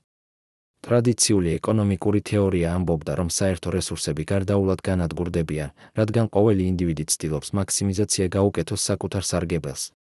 ეს არის ცნობილის საერთოს ტრაგედია, კონცეფცია, რომელიც შემოიღო გარეთ ჰარდინმა 1978 წელს. მაგრამ ვოსტრომმა აღმოაჩინა, რომ ეს არ არის გარდაუვალი. ის იპოვა ათეულობით მაგალითი საზოგადოებებისა, რომლებიც მართავდნენ საერთო რესურსებს მდგრადად საუკუნეების განმავლობაში. როგორ?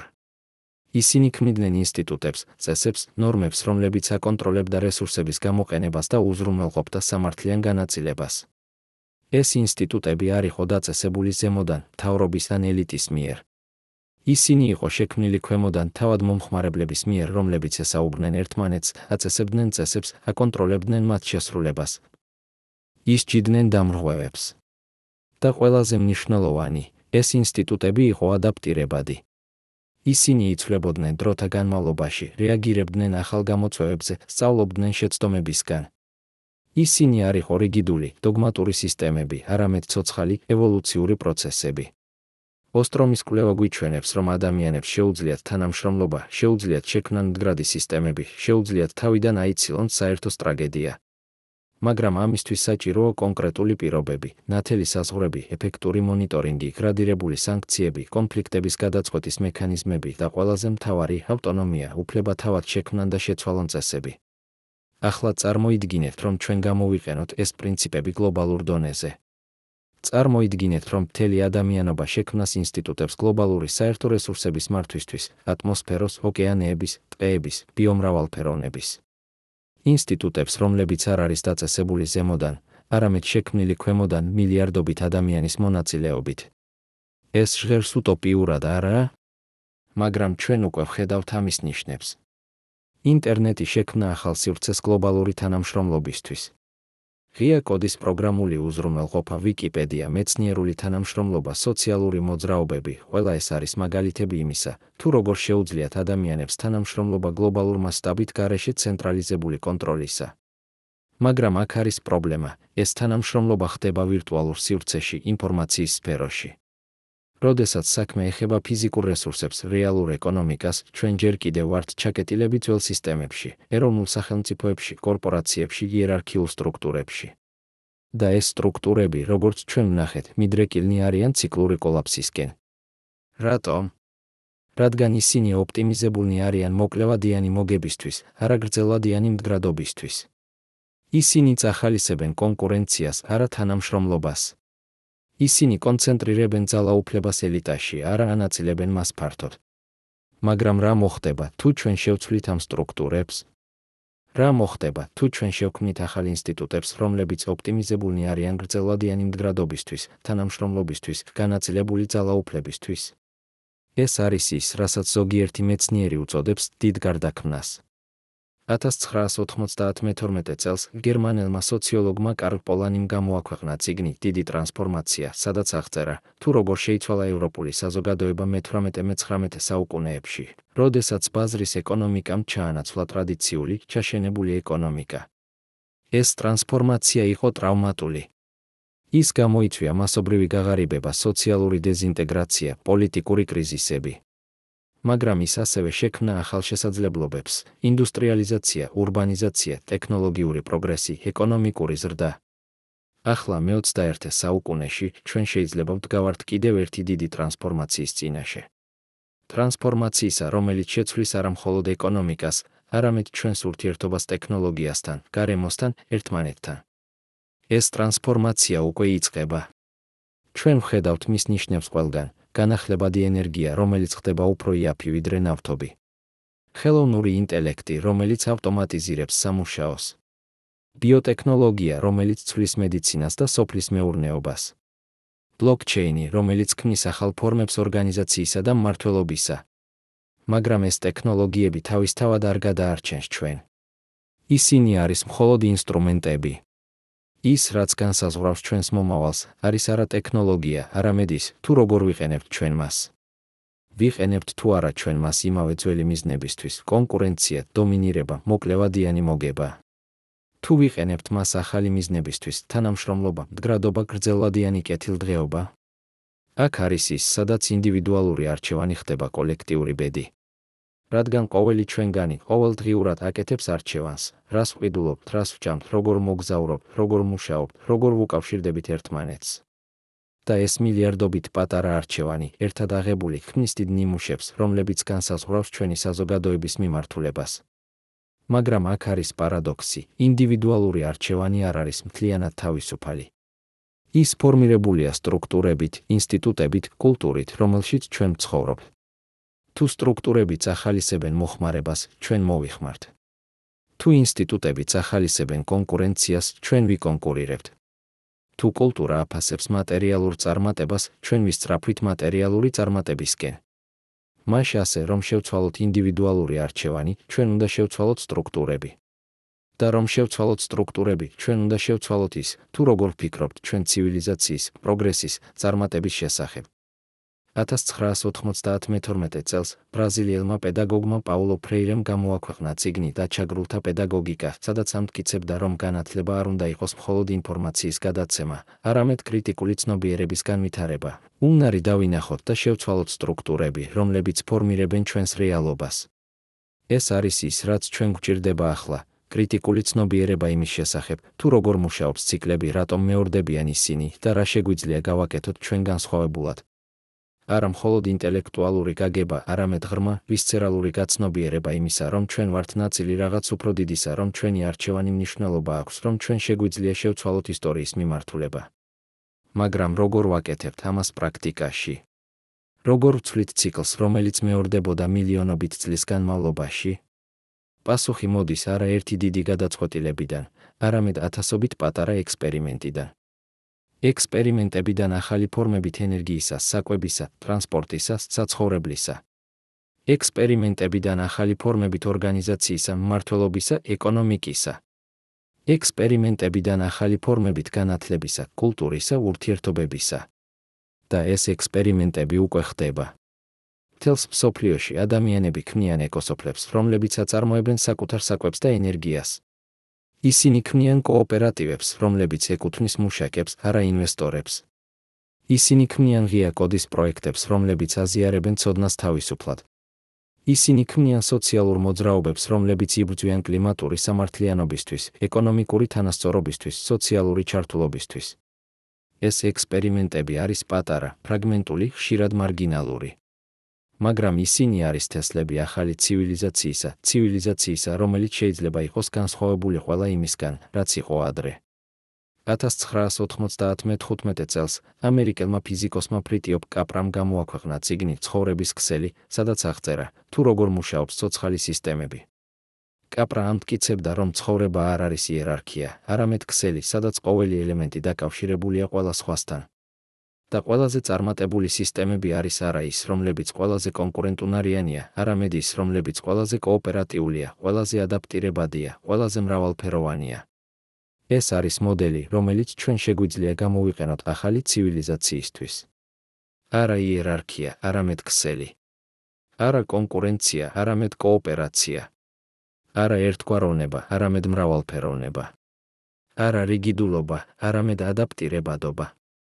მაგრამ აქ არის გამოწვევა, ასეთი სისტემის შექმნა მოითხოვს ფუნდამენტურ ცვლილებას ჩვენს აზროვნებაში. ჩვენ უნდა გადავიდეთ მექანიკური მეტაფორებიდან ორგანულ მეტაფორებზე. უნდა შევწყვიტოთ ფიქრი საზოგადოებაზე როგორც მანქანაზე, რომელიც უნდა იყოს კონტროლირებული ზემოდან და დავიწყოთ ფიქრი მასზე როგორც ეკოსისტემაზე, რომელიც თვითორგანიზდება ქვემოდან. ეს არის რადიკალური იდეა. მაგრამ ის არ არის ახალი. ძველმა ცივილიზაციებმა, განსაკუთრებით აღმოსავლურმა ფილოსოფიებმა, დიდი ხანია იციან ეს. დაოიზმი საუბრობს ვუვეიზე, მოქმედებაზე გარეშე ძალადობისა, ბუნებრივი წესრიგის მიყოლაზე. ბუდიზმი საუბრობს ურთიერთდამოკიდებულებაზე, იმაზე, რომ ყველაფერი დაკავშირებულია ყველაფერთან. ინდუიზმი საუბრობს ბრაჰმანზე, უნივერსალურ ცნობიერებაზე, რომელიც გამსჭვალავს ყველაფერს. ეს იდეები ათასობით წლის განმავლობაში ითვლებოდა მისტიკურად, არარაციონალურად. მაგრამ ახლა თანამედროვე მეცნიერების შუქზე ისინი იწყებენ გამოჩენას როგორც ღრმა ჭეშმარიტებები ბუნების შესახებ. კვანტური ფიზიკა გვიჩვენებს, რომ რეალობა არ არის შედგენილი იზოლირებული ობიექტებისგან, არამედ ურთიერთდაკავშირებული ველებისგან. სისტემების თეორია გვიჩვენებს, რომ კომპლექსური სისტემები თვითორგანიზდებიან გარეშე ცენტრალიზებული კონტროლისა. ეკოლოგია გვიჩვენებს, რომ ბუნება მუშაობს არა კონკურენციის, არამედ სიმბიოზის პრინციპით. და ახლა ნეირომეცნიერება იწყებს გამოვლენას, რომ ადამიანის ტვინი თავად არის ქსელი, არა იერარქია. არ არსებობს ერთი ცენტრალური მე, რომელიც აკონტროლებს ყველაფერს. ის, რასაც ჩვენ ვუწოდებთ მე, არის წარმოშობილი ფენომენი, შედეგი მილიარდობით ნეირონის ურთიერთქმედებისა. ეს ნიშნავს, რომ ცნობიერება თავად არის არა რაღაც ფიქსირებული, არამედ რაღაც დინამიური, ადაპტირებადი, ევოლუციური. და თუ ჩვენ შეგვიძლია შევცვალოთ ჩვენი ცნობიერება, ჩვენ შეგვიძლია შევცვალოთ ჩვენი რეალობა. აქ არის ის, სადაც ინდივიდუალური ტრანსფორმაცია ხდება კოლექტიური ტრანსფორმაცია. რადგან როდესაც საკმარისად ბევრი ადამიანი იწყებს ფიქრს განსხვავებულად, მოქმედებას განსხვავებულად, ცხოვრებას განსხვავებულად, მთელი სისტემა იწყებს ცვლილებას. ეს არის ის, რასაც სოციოლოგები უწოდებენ კრიტიკულ მასას, წერტილს, სადაც ახალი იდეები, ახალი ქცევები, ახალი ნორმები ხდება დომინანტური. და ჩვენ შეიძლება ვიყოთ ახლოს ამ წერტილთან.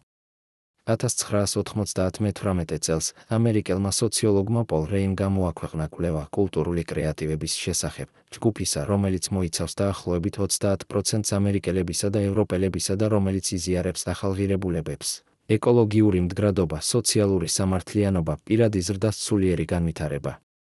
ეს ადამიანები არიან არა ერთი მოძრაობის ნაწილი, არამედ განაწილებული ქსელი, რომელიც მუშაობს ათასობით განსხვავებულ პროექტზე, მაგრამ ყველა მათგანი იზიარებს იმავე ხედვას, ახალი ცივილიზაციის შექმნას, რომელიც არის უფრო მდგრადი, უფრო სამართლიანი, უფრო ჰუმანური. და ეს ქსელი იზრდება. ყოველდღიურად მეტი ადამიანი აღმოაჩენს, რომ ძველი სისტემა აღარ მუშაობს, რომ ძველი ღირებულებები აღარ აკმაყოფილებს, რომ ძველი გზა აღარ მიგვიყვანს, სადაც ჩვენ გვინდა წასვლა. და ისინი იწყებენ ძებნას ალტერნატივებისა, ექსპერიმენტირებას ახალი გზებით, შექმნას ახალი რეალობისა. მაგრამ აქ არის კრიტიკული კითხვა, გვაქვს თუ არა ჩვენ საკმარისი დრო? შეგვიძლია თუ არა ჩვენ შევცვალოთ სისტემა, სანამ სისტემა ჩამოიშლება? რადგან როგორც ჩვენ ვნახეთ, ციკლები მოძრაობენ საკუთარი ლოგიკით. კლიმატი იცვლება, რესურსები იწურება, სოციალური დაძაბულობა იზრდება. და ყოველი ეს ტენდენცია აჩქარებს. ჩვენ შეიძლება ვიყოთ არა საუკუნეების, არამედ ათწლეულების მოშორებით კრიზისისგან, რომელიც შეიძლება იყოს ისეთივე მძიმე, როგორც ბრინჯაოს ხანის კოლაფსი ან რომის იმპერიის დაცემა. მაგრამ აქ არის განსხვავება, ჩვენ ვიცით. ჩვენ გვაქვს ისტორიული მონაცემები, მეცნიერული გაგება, ტექნოლოგიური შესაძლებლობები, რომლებიც არ ჰქონდათ წინა ცივილიზაციებს. ჩვენ შეგვიძლია ვნახოთ კრიზისი მოდის. ჩვენ შეგვიძლია გავიგოთ მისი მიზეზები. ჩვენ შეგვიძლია მოვემზადოთ, ადაპტირდეთ, ტრანსფორმირდეთ. კითხვა არის, გავაკეთებთ თუ არა ჩვენ ამას? გამოვიყენებთ თუ არა ჩვენ ჩვენს ცოდნას, ჩვენს ტექნოლოგიას, ჩვენს კოლექტიურ ინტელექტს იმისთვის, რომ შევცვალოთ ციკლი? თუ გავაგრძელებთ იმავე გზით, იმედოვნებთ, რომ რაღაც შეიცვლება, მაგრამ არაფერს არ ვაკეთებთ განსხვავებულად. პასუხი დამოკიდებულია არა ერთ ადამიანზე, არა ერთ ლიდერზე, არა ერთ ქვეყანაზე. ის დამოკიდებულია ჩვენ ყველაზე. ყოველ ჩვენგანზე, ინდივიდუალურად და კოლექტიურად. ჩვენს არჩევანზე, ჩვენს მოქმედებაზე, ჩვენს ვალდებულებაზე. და ეს არის ის, რაც ყველაზე საშინელი და ამავე დროს ყველაზე შთამაგონებელია. საშინელია, რადგან პასუხისმგებლობა არის ჩვენზე. ჩვენ ვერ დავადანაშაულებთ ღმერთებს, ბედს, ბუნებას. ჩვენ ვართ ის, ვინც ქმნის ჩვენს მომავალს. და შთამაგონებელია, რადგან ეს ნიშნავს, რომ ჩვენ გვაქვს ძალა. ძალა შევცვალოთ ისტორიის მიმართულება. ძალა შევქმნათ რაღაც ახალი, რაღაც უპრეცედენტო. ციკლები, რომლებიც მეორდებოდა მილიონობით წლის განმავლობაში, არ არის გარდაუვალი. ისინი არის ნიმუშები, რომლებიც წარმოიქმნება კონკრეტული პირობებიდან. და თუ ჩვენ შევცვლით პირობებს, ჩვენ შეგვიძლია შევცვალოთ ნიმუშები. ეს არის ის, რაც ელის ჩვენ, არა გარდაუვალი კოლაფსი, არა უსასრულო განმეორება, არამედ არჩევანი. არჩევანი იმას შორის, თუ გავაგრძელებთ ძველ ციკლს, თუ შევქმნით ახალს. არჩევანი იმას შორის, თუ ვიქნებით მსხვერპლები ისტორიისა, თუ შემოქმედები მომავლისა. და ეს არჩევანი იწყება ახლა. ამ წამს. თქვენთან. წარმოიდგინეთ, რომ ამ წამს, სანამ ამ სიტყვებს უსმენთ, სადღაც დედამიწის ორბიტაზე, 1400 კილომეტრის სიმაღლეზე, ტრიალებს ხელოვნური თანამგზავრი. ის აკვირდება პლანეტას ინფრაწითელ სპექტრში და ხედავს რაღაც საოცარს, ღამის დედამიწა ანათებს. არა მზის შუქით, არამედ ხელოვნური შუქით. მილიონობით ქალაქი, მილიარდობით ნათურა, რომლებიც ქმნიან ნიმუშს, რომელიც არასოდეს არსებობდა პლანეტის 4 მილიარდი წლის ისტორიაში. ეს ნიმუში არის ხელოვნური. ეს ნიმუში არის ჩვენი. და ეს ნიმუში ცვლის ყველაფერს. რადგან აქ არის ის, რაც ყველაზე მნიშვნელოვანია გასაგებად, ჩვენ აღარ ვართ მხოლოდ ნაწილი ციკლებისა. ჩვენ გავხდით ძალა, რომელიც თავად ქმნის ციკლებს. პირველად დედამიწის ისტორიაში ერთმა სახეობამ მოიპოვა უნარი შეცვალოს არა მხოლოდ საკუთარი გარემო, არამედ მთელი პლანეტის ბიოსფერო, ატმოსფერო, თუნდაც გეოლოგიური პროცესები. მეცნიერები უწოდებენ ამ ეპოქას ანთროპოცენს, ადამიანის ხანას. და ეს არ არის მხოლოდ სახელი. ეს არის ფუნდამენტური ცვლილება პლანეტის ფუნქციონირებაში. 1995 წელს ჰოლანდიელმა ქიმიკოსმა პოლ კრუცენმა, რომელმაც მოგვიანებით მიიღო ნობელის პრემია, შესთავაზა ეს ტერმინი. მისი არგუმენტი იყო მარტივი, მაგრამ შოკისმომგვრელი. ადამიანებმა შეცვალეს პლანეტა იმდენად ღრმად, რომ ჩვენ დავტოვეთ ჰოლოცენი, 11,000 წლის სტაბილური კლიმატის პერიოდი, რომელმაც შესაძლებელი გახადა ცივილიზაციის წარმოშობა და შევედით ახალ გეოლოგიურ ეპოქაში, სადაც ადამიანური აქტივობა არის დომინანტური ძალა. რა ნიშნავს ეს?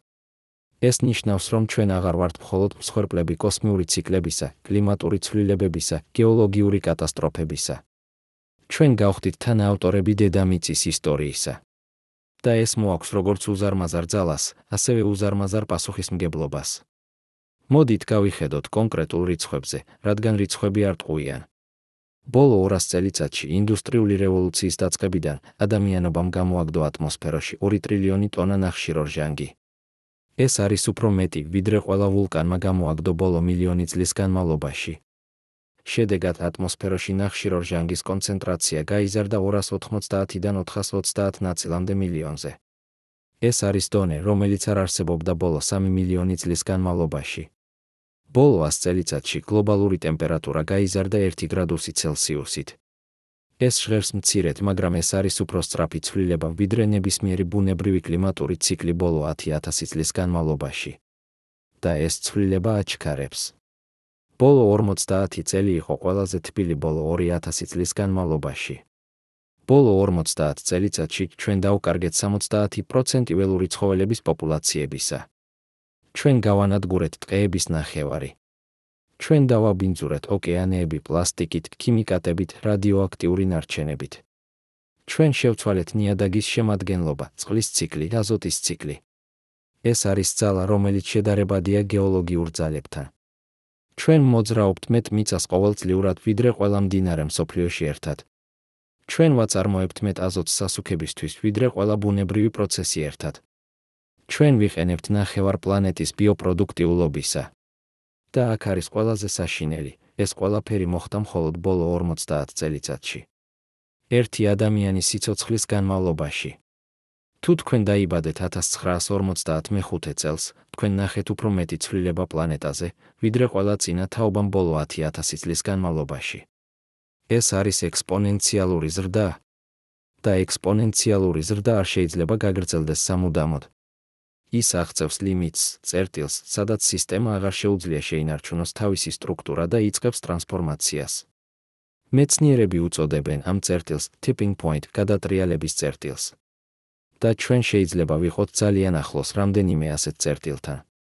1998 წელს კლიმატოლოგმა ტიმ ლენტონმა და მისმა გუნდმა იდენტიფიცირეს 9 tipping elements კლიმატურ სისტემაში, 9 კომპონენტი, რომლებიც შეიძლება გადავიდნენ ახალ მდგომარეობაში, თუ დათბობა გადააჭარბებს კონკრეტულ ზღვარს.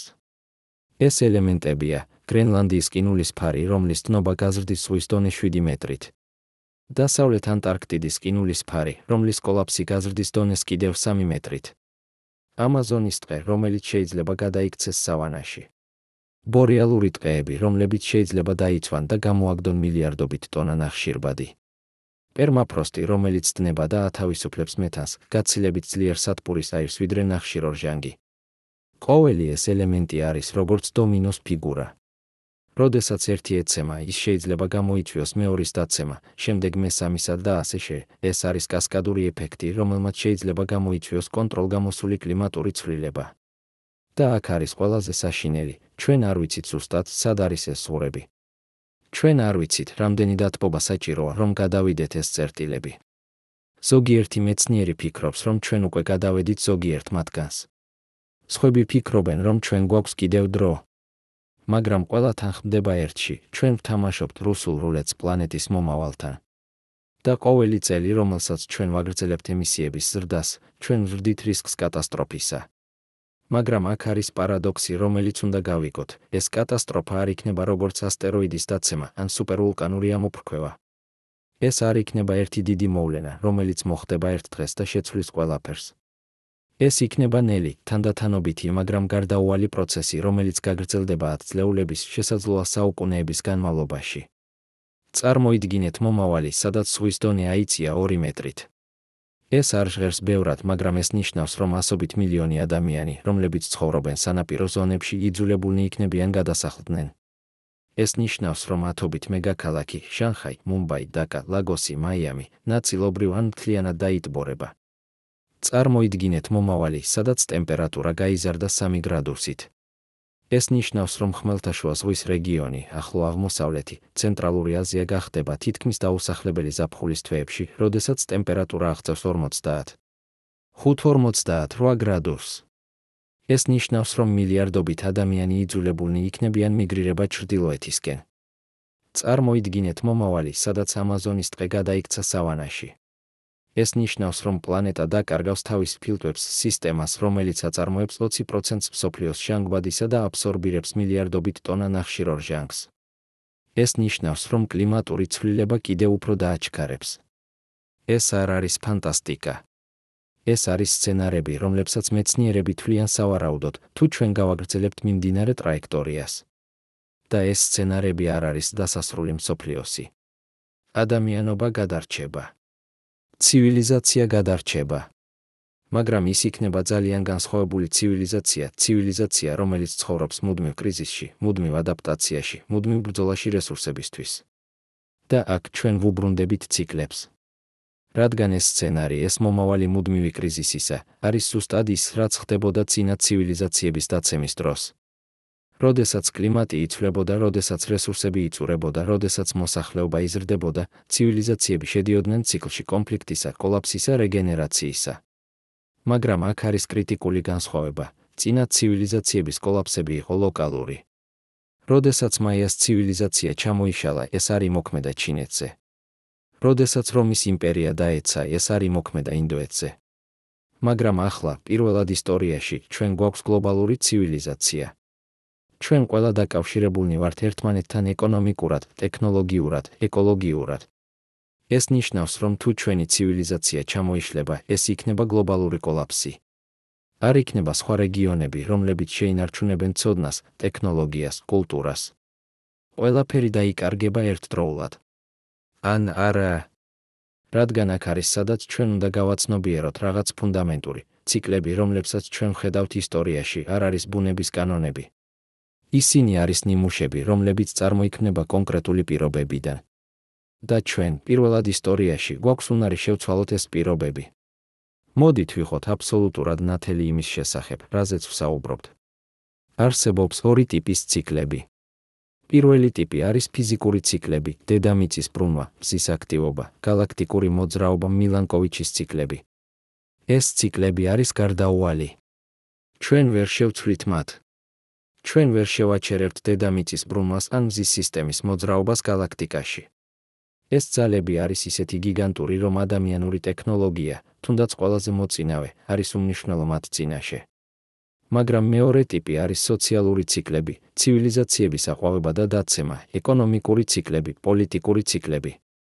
ეს ციკლები არ არის ფიზიკური კანონები. ისინი არის წარმოშობილი ფენომენები, შედეგები ადამიანური არჩევანისა, ინსტიტუტებისა, კულტურისა. და აქ არის ყველაზე მნიშვნელოვანი გაცნობიერება. ეს 2 ტიპის ციკლი არ არის დამოუკიდებელი. ისინი ურთიერთქმედებენ.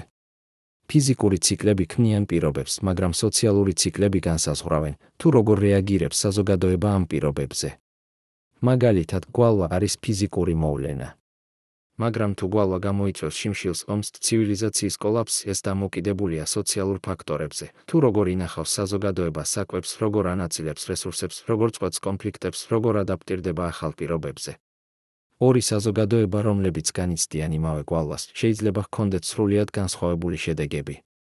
ერთი შეიძლება ჩამოიშალოს, მეორე შეიძლება გადარჩეს და თუნდაც გაძლიერდეს. და აქ არის, სადაც მეცნიერება ხდება არა მხოლოდ აღწერითი, არამედ პრესკრიპტული. აქ არის, სადაც ჩვენ შეგვიძლია ვთქვათ, ჩვენ ვიცით რა მუშაობს და რა არ მუშაობს. ჩვენ ვიცით რა ქმნის რეზილიენტურ საზოგადოებებს და რა ქმნის მყიფე საზოგადოებებს. 1992 წელს ეკოლოგმა ლენს გუნდერსონმა და მათემატიკოსმა კარლ ჰოლინგმა შეიმუშავეს თეორია პანარქიისა, რომელიც აღწერს, თუ როგორ ევოლუციონირებენ კომპლექსური სისტემები. მათი თეორია ამბობს, რომ ყველა სისტემა, ეკოსისტემები, ეკონომიკები, საზოგადოებები გადის 4 ფაზას: სწრაფი ზრდა, კონსერვაცია, გამოთავისუფლება, რეორგანიზაცია. ეს ჟღერს როგორც ციკლი, არა? დაბადება, ზრდა, დაღმასვლა, ციკლი. მაგრამ აქ არის კრიტიკული განსხვავება. ყოველი ციკლის შემდეგ სისტემა არ უბრუნდება იმავე მდგომარეობას. ის ტრანსფორმირდება. ის სწავლობს. ის ადაპტირდება. და ყველაზე რეზილიენტური სისტემები არის ის, რომლებიც ინარჩუნებენ მრავალფეროვნებას, რომლებიც ინახავენ მეხსიერებას, წინა ციკლებისა, რომლებიც აქვთ მრავალი დონე ორგანიზაციისა, რომლებიც შეუძლიათ ექსპერიმენტირება და ინოვაცია. ეს არის ზუსტად ის, რაც ჩვენ გვჭირდება ახლა. არა ერთი დიდი გადაწყვეტა, არა ერთი გლობალური გეგმა, არა ერთი ტექნოლოგია, რომელიც გადაარჩენს ჩვენ. არამედ მრავალფეროვნება ექსპერიმენტებისა, მრავალი დონე მოქმედებისა, მრავალი გზა ადაპტაციისა. და ეს უკვე ხდება. მთელს მსოფლიოში ათასობით საზოგადოება, მილიონობით ადამიანი ექსპერიმენტირებს ახალ გზებს ცხოვრებისა, მუშაობისა, ორგანიზაციისა. არსებობს ქალაქები, რომლებიც გადადიან 100% განახლებად ენერგიაზე. კოპენჰაგენი დანიაში გეგმავს გახდეს ნახშირბად ნეიტრალური 2025 წლისთვის. რეიკიავიკი ისლანდიაში უკვე იყენებს თითქმის მხოლოდ გეოთერმულ და ჰიდროენერგიას. არსებობს კომპანიები, რომლებიც ქმნიან წრიულ ეკონომიკას, სადაც არაფერი იკარგება, ყველაფერი რეციკლირდება. პატაგონია, ტანსაცმლის კომპანია, აწარმოებს პროდუქტებს, რომლებიც შექმნილია გასაკეთებლად, არა გასაგდებად. ინტერფეისი, ხალიჩების მწარმოებელი, გეგმავს გახდეს სრულიად მდგრადი 2030 წლისთვის. არსებობს ფერმერები, რომლებიც იყენებენ რეგენერაციულ სოფლის მეურნეობას, მეთოდებს, რომლებიც არა მხოლოდ არ ანადგურებენ ნიადაგს, არამედ აღადგენენ მას, ზრდიან მის ნაყოფიერებას, აბსორბირებენ ნახშირბადს ატმოსფეროდან. არსებობს მეცნიერები, რომლებიც ავითარებენ ახალ ტექნოლოგიებს, ხელოვნური ფოტოსინთეზი, რომელიც აქცევს ნახშირორჟანგს საწვავად. ბირთვული სინთეზი, რომელიც შეიძლება მოქცეს უსასრულო სუფთა ენერგია. ბიოინჟინერია, რომელიც შეიძლება შექმნას ორგანიზმები, რომლებიც ჭამენ პლასტიკს ან აწარმოებენ ბიოსაწვავს. არსებობს აქტივისტები, რომლებიც იბრძვიან სისტემური ცვლილებისთვის, კლიმატური მოძრაობები, რომლებიც მოითხოვენ მთავრობებისგან რადიკალურ მოქმედებას. სოციალური მოძრაობები, რომლებიც იბრძვიან ეკონომიკური სამართლიანობისთვის. ადგილობრივი საზოგადოებები, რომლებიც იცავენ თავიანთ ტერიტორიებს, თავიანთ რესურსებს, თავიანთ კულტურას. ყველა ეს ექსპერიმენტი არის პატარა. ყველა მათგანი არის ფრაგმენტული. მაგრამ ერთად ისინი ქმნიან რაღაც დიდს, გლობალურ ლაბორატორიას, სადაც ადამიანობა ეძებს ახალ გზებს ცხოვრებისა პლანეტაზე. და აქ არის, სადაც ჩვენ უნდა ვიყოთ აბსოლუტურად ჭეშმარიტები. ჩვენ არ ვიცით, რომელი ამ ექსპერიმენტებიდან იმუშავებს. ჩვენ არ ვიცით, რომელი ტექნოლოგია იქნება გამარჯვებული. ჩვენ არ ვიცით, რომელი სოციალური მოდელი იქნება ყველაზე რეზილიენტური. მაგრამ ეს არის ზუსტად ის, თუ როგორ მუშაობს ევოლუცია. ევოლუცია არ არის გეგმა. ეს არის პროცესი ექსპერიმენტირებისა, ვარიაციისა, შერჩევისა. ბუნება არ იცის წინასწარ, რომელი მუტაცია იქნება წარმატებული. ის უბრალოდ ქმნის ათასობით ვარიაციას და გარემო ირჩევს, რომელი გადარჩება. და ახლა, პირველად ისტორიაში, ჩვენ შეგვიძლია გავაკეთოთ ეს შეგნებულად. ჩვენ შეგვიძლია შევქმნათ ათასობით სოციალური ექსპერიმენტი, ათასობით ტექნოლოგიური ინოვაცია, ათასობით კულტურული ალტერნატივა. და შემდეგ ვნახოთ, რომელი მათგანი მუშაობს, რომელი არა. ვისწავლოთ, ვადაპტირდეთ, ვევოლუციონირდეთ. მაგრამ აქ არის კრიტიკული კითხვა, გვაქვს თუ არა საკმარისი დრო. რადგან როგორც ჩვენ ვნახეთ, ფიზიკური ციკლები არ ელოდებიან. კლიმატი იცვლება ახლა. ყინულის ფარები დნება ახლა. სახეობები გადაშენდებიან ახლა. და ყოველი წელი, რომელსაც ჩვენ ვაგრძელებთ მიმდინარე ტრაექტორიას, ჩვენ ვკარგავთ ოფციებს, ვკარგავთ შესაძლებლობებს, ვკარგავთ დროს. 1995 წელს კლიმატოლოგებმა გამოთვალეს რაღაცს, რასაც უწოდებენ ნახშირბადის ბიუჯეტს. ეს არის მთლიანი რაოდენობა ნახშირორჟანგისა, რომელიც ჩვენ შეგვიძლია კიდევ გამოვაგდოთ ატმოსფეროში, თუ გვინდა შევზღუდოთ დათბობა 1,5 გრადუსამდე ცელსიუსით, ზღვარი, რომელიც მეცნიერები თვლიან რელატიურად უსაფრთხოდ. ამ ბიუჯეტის მიხედვით ჩვენ გვაქვს დაახლოებით 30 წელი მიმდინარე ემისიების დონეზე. 30 წელი რომ შევცვალოთ მთელი ჩვენი ენერგეტიკული სისტემა, მთელი ჩვენი ტრანსპორტის სისტემა, მთელი ჩვენი ინდუსტრია, მთელი ჩვენი სოფლის მეურნეობა. ეს ჟღერს შეუძლებლად, არა? როგორ შეიძლება ჩვენ ტრანსფორმირება გავუკეთოთ მთელ გლობალურ ეკონომიკას 30 წელიწადში? მაგრამ აქ არის ის, რაც ჩვენ უნდა გავიხსენოთ, ჩვენ უკვე გავაკეთეთ ეს ადრე. არა ერთხელ, არამედ რამდენჯერმე. მეორე მსოფლიო ომის დროს ამერიკამ ტრანსფორმირება გაუკეთა მთელ თავის ეკონომიკას 4 წელიწადში. ისინი გადავიდნენ მშვიდობიანი წარმოებიდან სამხედრო წარმოებაზე, ააშენეს ათასობით ქარხანა, აწარმოეს მილიონობით ტანკი, თვითმფრინავი გემი. და ეს ყველაფერი მოხდა ტექნოლოგიით, რომელიც იყო გაცილებით ნაკლებად მოწინავე, ვიდრე ის, რაც გვაქვს დღეს. ან აიღეთ მარშალის გეგმა, რომელიც აღადგინა ევროპა მეორე მსოფლიო ომის შემდეგ. 4 წლის განმავლობაში ამერიკამ ინვესტირება გაუკეთა 13 მილიარდი დოლარი, რაც დღეს იქნებოდა დაახლოებით 150 მილიარდი. ეს ინვესტიცია არა მხოლოდ აღადგინა ევროპა, არამედ შექმნა საფუძველი 10 წლეულების ეკონომიკური ზრდისთვის. ან აიღეთ ჩინეთის ტრანსფორმაცია ბოლო 50 წლის განმავლობაში. 1978 წელს. ჩინეთი იყო ერთ-ერთი ყველაზე ღარიბი ქვეყანა მსოფლიოში. დღეს ის არის მეორე უდიდესი ეკონომიკა. ეს ტრანსფორმაცია მოხდა ერთი თაობის განმავლობაში. მაშ ასე, ჩვენ ვიცით, რომ სწრაფი, მასშტაბური ტრანსფორმაცია შესაძლებელია. კითხვა არის, გვაქვს თუ არა ჩვენ პოლიტიკური ნება, სოციალური მობილიზაცია, კოლექტიური ხედვა, რომ გავაკეთოთ ეს. და აქ ჩვენ მოვდივართ ყველაზე რთულ ნაწილთან. რადგან პრობლემა არ არის ტექნოლოგიური. ჩვენ უკვე გვაქვს ტექნოლოგიები, რომლებიც საჭიროა, მზის პანელები, ქარის ტურბინები, ელექტრომანქანები, ბატარეები, ეფექტური შენობები. პრობლემა არის პოლიტიკური, ეკონომიკური, კულტურული. ჩვენ ვცხოვრობთ სისტემაში, რომელიც ოპტიმიზებულია მოკლევადიანი მოგებისთვის, არა გრძელვადიანი მდგრადობისთვის. სისტემაში, რომელიც წახალისებს კონკურენციას, არა თანამშრომლობას. სისტემაში, რომელიც კონცენტრირებს ძალაუფლებას და სიმდიდრეს ელიტაში, არა ანაწილებს მას ფართოდ. და ეს სისტემა არ შეიცვლება თავისთავად.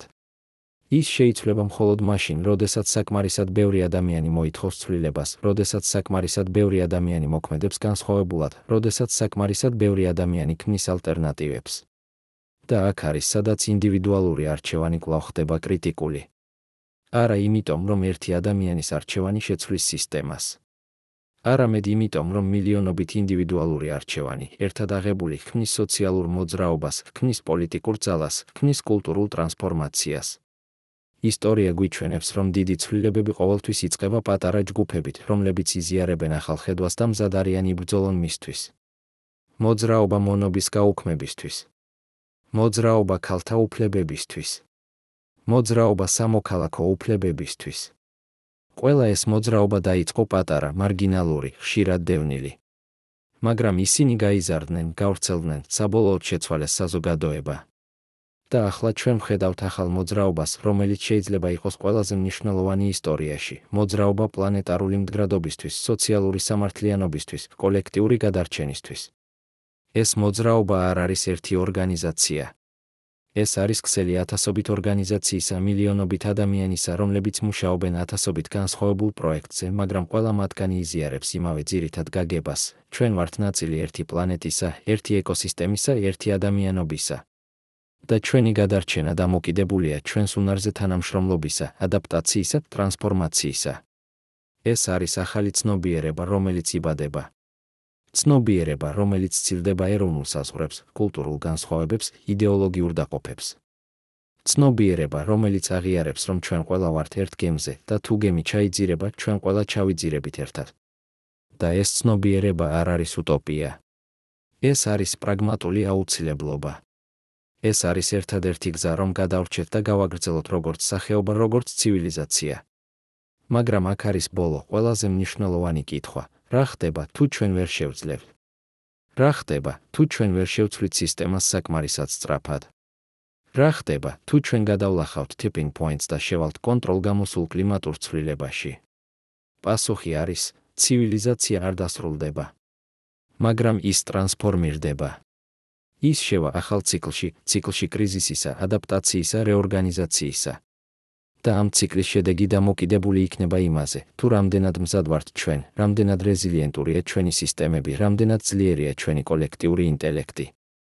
ისტორია გვიჩვენებს, რომ ყველაზე წარმატებული საზოგადოებები კრიზისის დროს არის არა ის, რომლებიც ყველაზე ძლიერია, არამედ ის, რომლებიც ყველაზე ადაპტირებადია.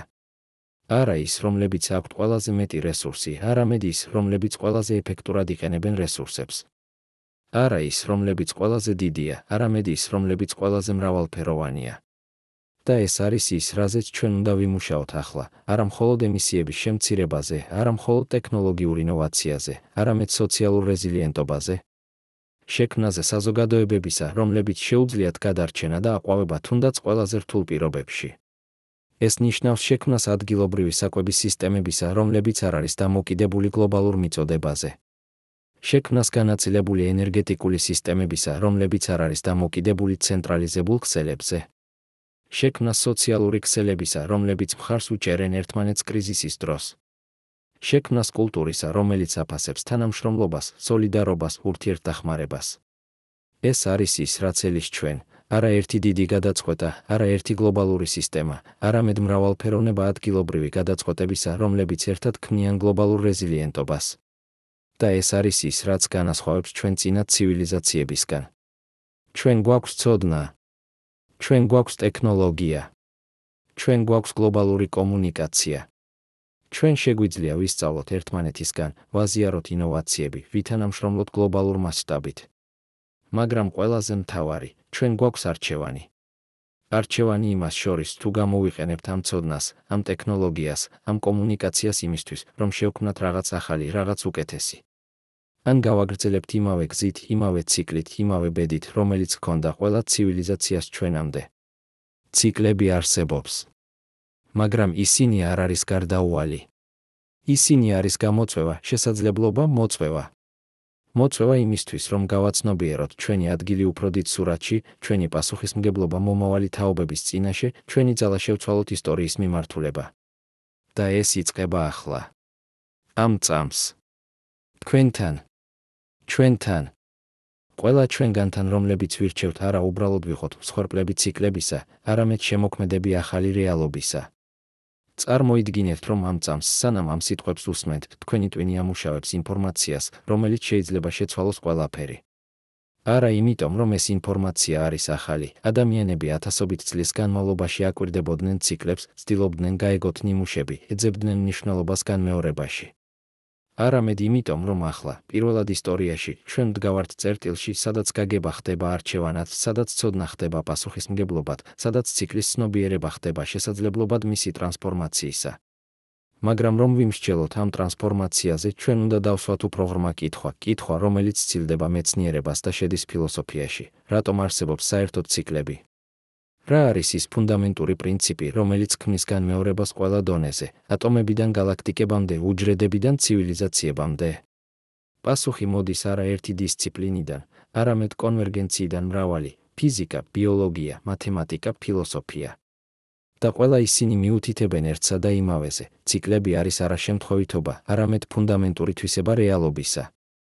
1957 წელს ბელგიელმა ქიმიკოსმა ილია პრიგოჟინმა, რომელმაც მოგვიანებით მიიღო ნობელის პრემია, აღმოაჩინა რაღაც რევოლუციური სისტემები, რომლებიც შორს არიან თერმოდინამიკური წონასწორობიდან, არ მიისწრაფიან მხოლოდ უწესრიგობისკენ, როგორც ამბობს მეორე კანონი თერმოდინამიკისა. ისინი ასევე შეიძლება შექმნან წესრიგი, სტრუქტურა, ნიმუში. და ეს ნიმუშები ხშირად არის ციკლური. პრიგოჟინმა უწოდა ამას დისიპატიური სტრუქტურები, რომლებიც ინარჩუნებენ თავიანთ წესრიგს მუდმივი ენერგიის დისიპაციით. ქარიშხალი არის დისიპატიური სტრუქტურა.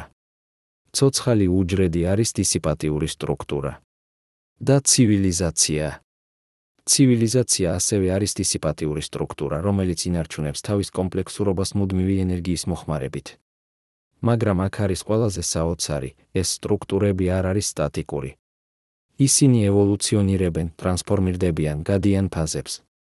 და ეს ფაზები ხშირად მეორდება ციკლურად, რადგან სისტემა ეძებს სტაბილურობას, აღწევს ლიმიტს, იშლება, რეორგანიზდება და იწყებს ხელახლა. ეს არის არა ბუგი, არამედ ფიჩა რეალობისა. ციკლები არის გზა, რომლითაც სამყარო ექსპერიმენტირებს, სწავლობს, ევოლუციონირებს. ყოველი ციკლი არის იტერაცია, ცდა, რომელიც ტესტავს ახალ კონფიგურაციებს, ახალ შესაძლებლობებს. და აქ ჩვენ მივდივართ რაღაც ღრმად ფილოსოფიურთან. შესაძლოა ცივილიზაციები არ არის გამონაკლისი, არამედ ნორმა. შესაძლოა ისინი არის გარდაუვალი ეტაპი პლანეტის ევოლუციაში, ისევე როგორც ფოტოსინთეზი იყო გარდაუვალი ეტაპი სიცოცხლის ევოლუციაში. წარმოიდგინეთ ეს პერსპექტივა, 4 მილიარდი წლის წინ დედამიწა იყო უსიცოცხლო ქვა. შემდეგ გაჩნდა სიცოცხლე, მარტივი უჯრედები, რომლებმაც დაიწყეს ენერგიის გარდაქმნა. 2 მილიარდი წლის წინ ზოგიერთმა უჯრედმა ისწავლა ფოტოსინთეზი, პროცესი, რომელმაც შეცვალა მთელი პლანეტა, შექმნა ჟანგბადიანი ატმოსფერო, გახადა შესაძლებელი კომპლექსური სიცოცხლე. 600 მილიონი წლის წინ გაჩნდა მრავალუჯრედიანი ორგანიზმები. 500 მილიონი წლის წინ გაჩნდა ცხოველები ნერვული სისტემებით, რომლებმაც შეძლეს გარემოს აღქმა და რეაგირება. 2 მილიონი წლის წინ გაჩნდა ადამიანები, სახეობა, რომელმაც ისწავლა არა მხოლოდ გარემოს აღქმა, არამედ მისი გაგება, მოდელირება, ცვლილება. და ახლა, ბოლო 10,000 წლის განმავლობაში, ეს სახეობა შექმნა ცივილიზაციას, კოლექტიურ სისტემას, რომელიც აგროვებს ცოდნას, ქმნის ტექნოლოგიებს, ცვლის პლანეტას. ეს არის არა შემთხვევა. ეს არის პროგრესია. ყოველი ეტაპი ზრდის კომპლექსურობას, ზრდის უნარს ინფორმაციის დამუშავებისა, ზრდის ძალას გარემოს ცვლილებისა. და ყოველი ეტაპი ქმნის პირობებს მომდევნო ეტაპისთვის. მაგრამ აქ არის კრიტიკული კითხვა, რა არის მომდევნო ეტაპი? რა მოდის ცივილიზაციის შემდეგ? ზოგიერთი მეცნიერი ფიქრობს, რომ პასუხი არის ხელოვნური ინტელექტის სისტემები, რომლებიც აღემატებიან ადამიანურ ინტელექტს და შეიძლება გააგრძელონ ევოლუცია ახალ მიმართულებით. სხვები ფიქრობენ, რომ პასუხი არის პოსტბიოლოგიური ცივილიზაცია, სადაც ადამიანები შერწყმულნი არიან მანქანებთან ან ატვირთულნი არიან ციფრულ სუბსტრატში. მაგრამ შესაძლოა პასუხი არის რაღაც, რასაც ჩვენ ჯერ ვერ ვხედავთ, რაღაც, რაც წარმოიშობა არა დიზაინით, არამედ ევოლუციით, ექსპერიმენტირებით, ციკლური ტრანსფორმაციით. რადგან აქ არის ის, რაც ჩვენ ვისწავლეთ ციკლებიდან, ევოლუცია არ არის წრფივი. ის არ მიდის პირდაპირ წერტილი A-დან წერტილი B-მდე. ის ექსპერიმენტირებს, ცდილობს ათასობით ვარიაციას, უმეტესობა მათგანი ვერ მუშაობს, მაგრამ ზოგიერთი მუშაობს და ხდება საფუძველი მომდევნო იტერაციისთვის. და ციკლები არის მექანიზმი ამ ექსპერიმენტირებისა. ყოველი ციკლი არის ახალი ცდა, ახალი კონფიგურაცია, ახალი შესაძლებლობა. ზოგიერთი ციკლი მთავრდება კოლაფსით, მაგრამ კოლაფსი არ არის დასასრული. ის არის რესეტი, შესაძლებლობა დაწყებისა ხელახლა ახალი ინფორმაციით, ახალი გამოცდილებით. მაგრამ აქ არის სადაც ჩვენ, ადამიანები, ვართ განსხვავებულები. ჩვენ არ ვართ უბრალოდ მონაწილეები ციკლებში. ჩვენ ვართ დამკვირვებლები ციკლებისა. ჩვენ შეგვიძლია ვნახოთ ნიმუშები, გავიგოთ მექანიზმები, პროგნოზირება გავუკეთოთ შედეგებს. და ყველაზე მთავარი, ჩვენ შეგვიძლია ვიმოქმედოთ ამ ცოდნის საფუძველზე. ეს არის უპრეცედენტო. არც ერთ სხვა სახეობას ისტორიაში არ ჰქონია ეს უნარი. დინოზავრებმა ვერ იცოდნენ, რომ ასტეროიდი მოდიოდა. ტრილობიტებმა ვერ იცოდნენ, რომ ყინულის ხანა იწყებოდა. მაგრამ ჩვენ ვიცით. ჩვენ ვხედავთ კლიმატის ცვლილებას. ჩვენ ვხედავთ რესურსების ამოწურვას. ჩვენ ვხედავთ სოციალურ დაძაბულობას. ჩვენ ვხედავთ ციკლს. და ეს ცოდნა გვაძლევს არჩევანს. არჩევანს იმას შორის, თუ მივყვებით ციკლს მის ლოგიკურ დასკვნამდე, კოლაფსი, რეგენერაცია, ხელახალი დაწყება, თუ შევცვლით ციკლს, შევქმნით რაღაც ახალს, რაღაც, რაც არასოდეს არსებობდა ადრე. მაგრამ აქ ჩვენ უნდა ვიყოთ აბსოლუტურად ჭეშმარიტები საკუთარ თავთან, ჩვენ არ ვიცით როგორ გავაკეთოთ ეს. ჩვენ არ გვაქვს რუქა, არ გვაქვს ინსტრუქცია, არ გვაქვს გარანტია წარმატებისა. რაც გვაქვს არის ექსპერიმენტები. ათასობით პატარა ცდა მთელს მსოფლიოში ადამიანები, რომლებიც ცდილობენ ცხოვრებას განსხვავებულად, ორგანიზაციას განსხვავებულად, ფიქრს განსხვავებულად. ზოგიერთი ამ ექსპერიმენტებიდან იმუშავებს, ზოგიერთი არა. მაგრამ ყოველი მათგანი არის სწავლება, ყოველი მათგანი არის ინფორმაცია, რომელიც ამდიდრებს ჩვენს კოლექტიურ გაგებას. და აქ არის, სადაც ჩვენ მოვდივართ ყველაზე ღრმა პარადოქსთან. ციკლები არსებობს, რადგან სისტემები ეძებენ სტაბილურობას. მაგრამ სტაბილურობა არ არის სტატიკურობა. ნამდვილი სტაბილურობა არის დინამიური, ადაპტირებადი, ევოლუციური. ეს არის უნარი შეინარჩუნო ბალანსი მუდმივად ცვალებად გარემოში. და ეს მოითხოვს არა კონტროლს, არამედ რეზილიენტობას. არა რიგიდულობას, არამედ მოქნილობას. არა ერთგვაროვნებას, არამედ მრავალფეროვნებას. ბუნება ამას იცის. ეკოსისტემები, რომლებიც გადარჩა მილიონობით წლის განმავლობაში, არის არა ის, რომლებიც ყველაზე ძლიერია, არამედ ის, რომლებიც ყველაზე მრავალფეროვანია. ისინი შეიცავენ ათასობით სახეობას, ათასობით ურთიერთქმედებას, ათასობით გზას ენერგიის გარდაქმნისა და რესურსების გამოყენებისა. და როდესაც ერთი გზა ვერ მუშაობს, არსებობს სხვა გზები. ეს არის მოდელი, რომელიც ჩვენ უნდა მივხვდეთ. არა ერთი გლობალური სისტემა, რომელიც აკონტროლებს ყველაფერს. არამედ მრავალფეროვნება ადგილობრივი სისტემებისა, რომლებიც დაკავშირებულია ერთმანეთთან, სწავლობენ ერთმანეთისგან, მხარს უჭერენ ერთმანეთს, მაგრამ ინარჩუნებენ ავტონომიას, ინარჩუნებენ უნარს ექსპერიმენტირებისა, ადაპტაციისა, ევოლუციისა. ეს არის ის, რასაც ზოგიერთი ფილოსოფოსი უწოდებს კოსმოპოლიტიზმს, არა ერთი გლობალური კულტურა, არამედ მრავალფეროვნება კულტურებისა, რომლებიც იზიარებენ საერთო ღირებულებებს. პატივისცემა მრავალფეროვნებისადმი, სრულმა პლანეტისადმი, ვალდებულება მომავალი თაობების წინაშე. მაგრამ აქ ჩვენ უნდა დავსვათ ყველაზე რთული კითხვა, რომელზეც არ არსებობს მარტივი პასუხი, რა არის ის, რაც ჩვენ არ ვიცით. რადგან როგორც ბევრი ვისწავლეთ ციკლების, ისტორიის, მეცნიერების შესახებ, ჩვენ ასევე უნდა ვაღიაროთ ჩვენი უმეცრების ფარდა. არსებობს ფუნდამენტური კითხვები, რომლებზეც ჩვენ არ გვაქვს პასუხები. ჩვენ არ ვიცით, რატომ არსებობს საერთოდ სამყარო. ჩვენ არ ვიცით, რატომ არსებობს ფიზიკის კანონები, რატომ ისინი არის ზუსტად ისეთები, როგორებიც არიან, რატომ ისინი იძლევიან სიცოცხლის, ცნობიერების, ცივილიზაციის შესაძლებლობას. ჩვენ არ ვიცით, რა არის ცნობიერება. როგორ წარმოიქმნება სუბიექტური გამოცდილება ობიექტური ფიზიკური პროცესებიდან. როგორ ხდება ნეირონების აქტივობა გრძნობად, აზრად, თვითშეგნებად. ეს არის ის, რასაც ფილოსოფოსები უწოდებენ რთულ პრობლემას ცნობიერებისა და ჩვენ ჯერ კიდევ არ გვაქვს გადაწყვეტა. ჩვენ არ ვიცით ვართ თუ არა ჩვენ მარტო სამყაროში. არსებობს თუ არა სხვა ცივილიზაციები სხვა პლანეტებზე, სხვა გალაქტიკებში? და თუ არსებობენ, რატომ ჩვენ არ ვხედავთ მათ? ეს არის ფერმის პარადოქსი და ის რჩება ერთ-ერთ ყველაზე დიდ საიდუმლო. ჩვენ არ ვიცით რა არის დროის ბუნება.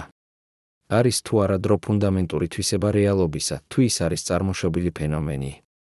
შეიძლება თუ არა დრო იყოს ციკლური, როგორც ზოგიერთი ძველი ფილოსოფია ამტკიცებდა? შეიძლება თუ არა სამყარო თავად იყოს უსასრულო ციკლი დაბადების, გაფართოების, შეკუმშვის, ხელახალი დაბადებისა.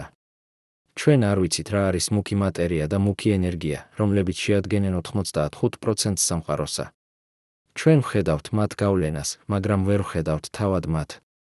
ეს არის ისეთი, თითქოს ჩვენ ვცხოვრობთ სამყაროში, რომლის უმეტესობა უხილავია ჩვენთვის. ჩვენ არ ვიცით რა მოხდება ბოლოს. გაგრძელდება თუ არა სამყარო გაფართოება სამუდამოდ, გახდება თუ არა ის უსასრულოდ ცივი და ცარიელი. თუ შეკუმშდება თუ არა ის უკან დიდ შეკუმშვაში? თუ არსებობს თუ არა რაღაც სხვა რაღაც, რასაც ჩვენ ვერ ვხედავთ ჩვენი მიმდინარე ფიზიკის ფარგლებში. და ყველაზე მთავარი, ჩვენ არ ვიცით რა არის მიზანი, თუ საერთოდ არსებობს მიზანი. არის თუ არა რაიმე მნიშვნელობა ყველა ამ ციკლებში, ყველა ამ ტრანსფორმაციებში, ყველა ამ ევოლუციაში. თუ ეს არის უბრალოდ ფიზიკის კანონების თამაში, გარეშე მიზნისა, გარეშე მიმართულებისა, გარეშე მნიშვნელობისა.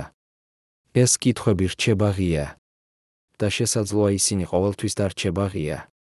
შესაძლოა არსებობს ფუნდამენტური ლიმიტები იმისა, რასაც ჩვენ შეგვიძლია ვიცოდეთ, ლიმიტები, რომლებიც განსაზღვრულია ჩვენი ბიოლოგიით, ჩვენი ფიზიკით, ჩვენი პოზიციით სივრცესა და დროში. მაგრამ აქ არის ის, რაც მე მჯერა, ეს უმეცრება არ არის სისუსტე. ეს არის ძალა. ეს არის ის, რაც ინარჩუნებს ჩვენს ცნობის მოყვარეობას, ჩვენს საოცრებას, ჩვენს სურვილს ძებნისა, გაგებისა, შექმნისა. თუ ჩვენ იცოდით ყველაფერს, თუ ჩვენ გქონდა ყველა პასუხი, რა იქნებოდა აზრი? რა იქნებოდა მიზანი? მაგრამ იმიტომ რომ ჩვენ არ ვიცით, იმიტომ რომ არსებობს უსასრულო საიდუმლოებები, ჩვენ გვაქვს მიზანი. მიზანი ძებნისა, აღმოჩენისა, შექმნისა. და ეს მიზანი არ არის ინდივიდუალური. ეს არის კოლექტიური. ეს არის ის, რაც აკავშირებს ჩვენ ყველას, ყველა ადამიანს, ყველა სახეობას, ყველა ცივილიზაციას, რომელიც ოდესმე არსებობდა ან იარსებებს. ჩვენ ყველა ვართ ნაწილი ერთი დიდი პროცესისა, რომელიც დაიწყო მილიარდობით წლის წინ და გაგრძელდება მილიარდობით წლის განმავლობაში. და ამ პროცესში ციკლები არის არა დაბრკოლება, არამედ მექანიზმი. ისინი არის გზა, რომლითაც სამყარო სწავლობს, ექსპერიმენტირებს, ევოლუციონირებს. ყოველი ციკლი არის ახალი თავი უსასრულო ისტორიაში, რომლის დასასრული ჩვენ ვერ ვხედავთ. მაგრამ ახლა, ამ კონკრეტულ მომენტში ისტორიაში, ჩვენ ვდგავართ კრიტიკულ წერტილში. წერტილში, სადაც ჩვენი არჩევანი შეიძლება განსაზღვროს არა მხოლოდ ჩვენი ბედი, არამედ ბედი მთელი პლანეტისა, შესაძლოა თუნდაც ბედი სიცოცხლისა სამყაროში. ეს არის უზარმაზარი პასუხისმგებლობა. მაგრამ ეს ასევე არის უზარმაზარი პრივილეგია. პრივილეგია იმისა, რომ ვიყოთ ცნობიერი, რომ ვიცოდეთ, რომ ვირჩევდეთ, რომ მოქმედებდეთ.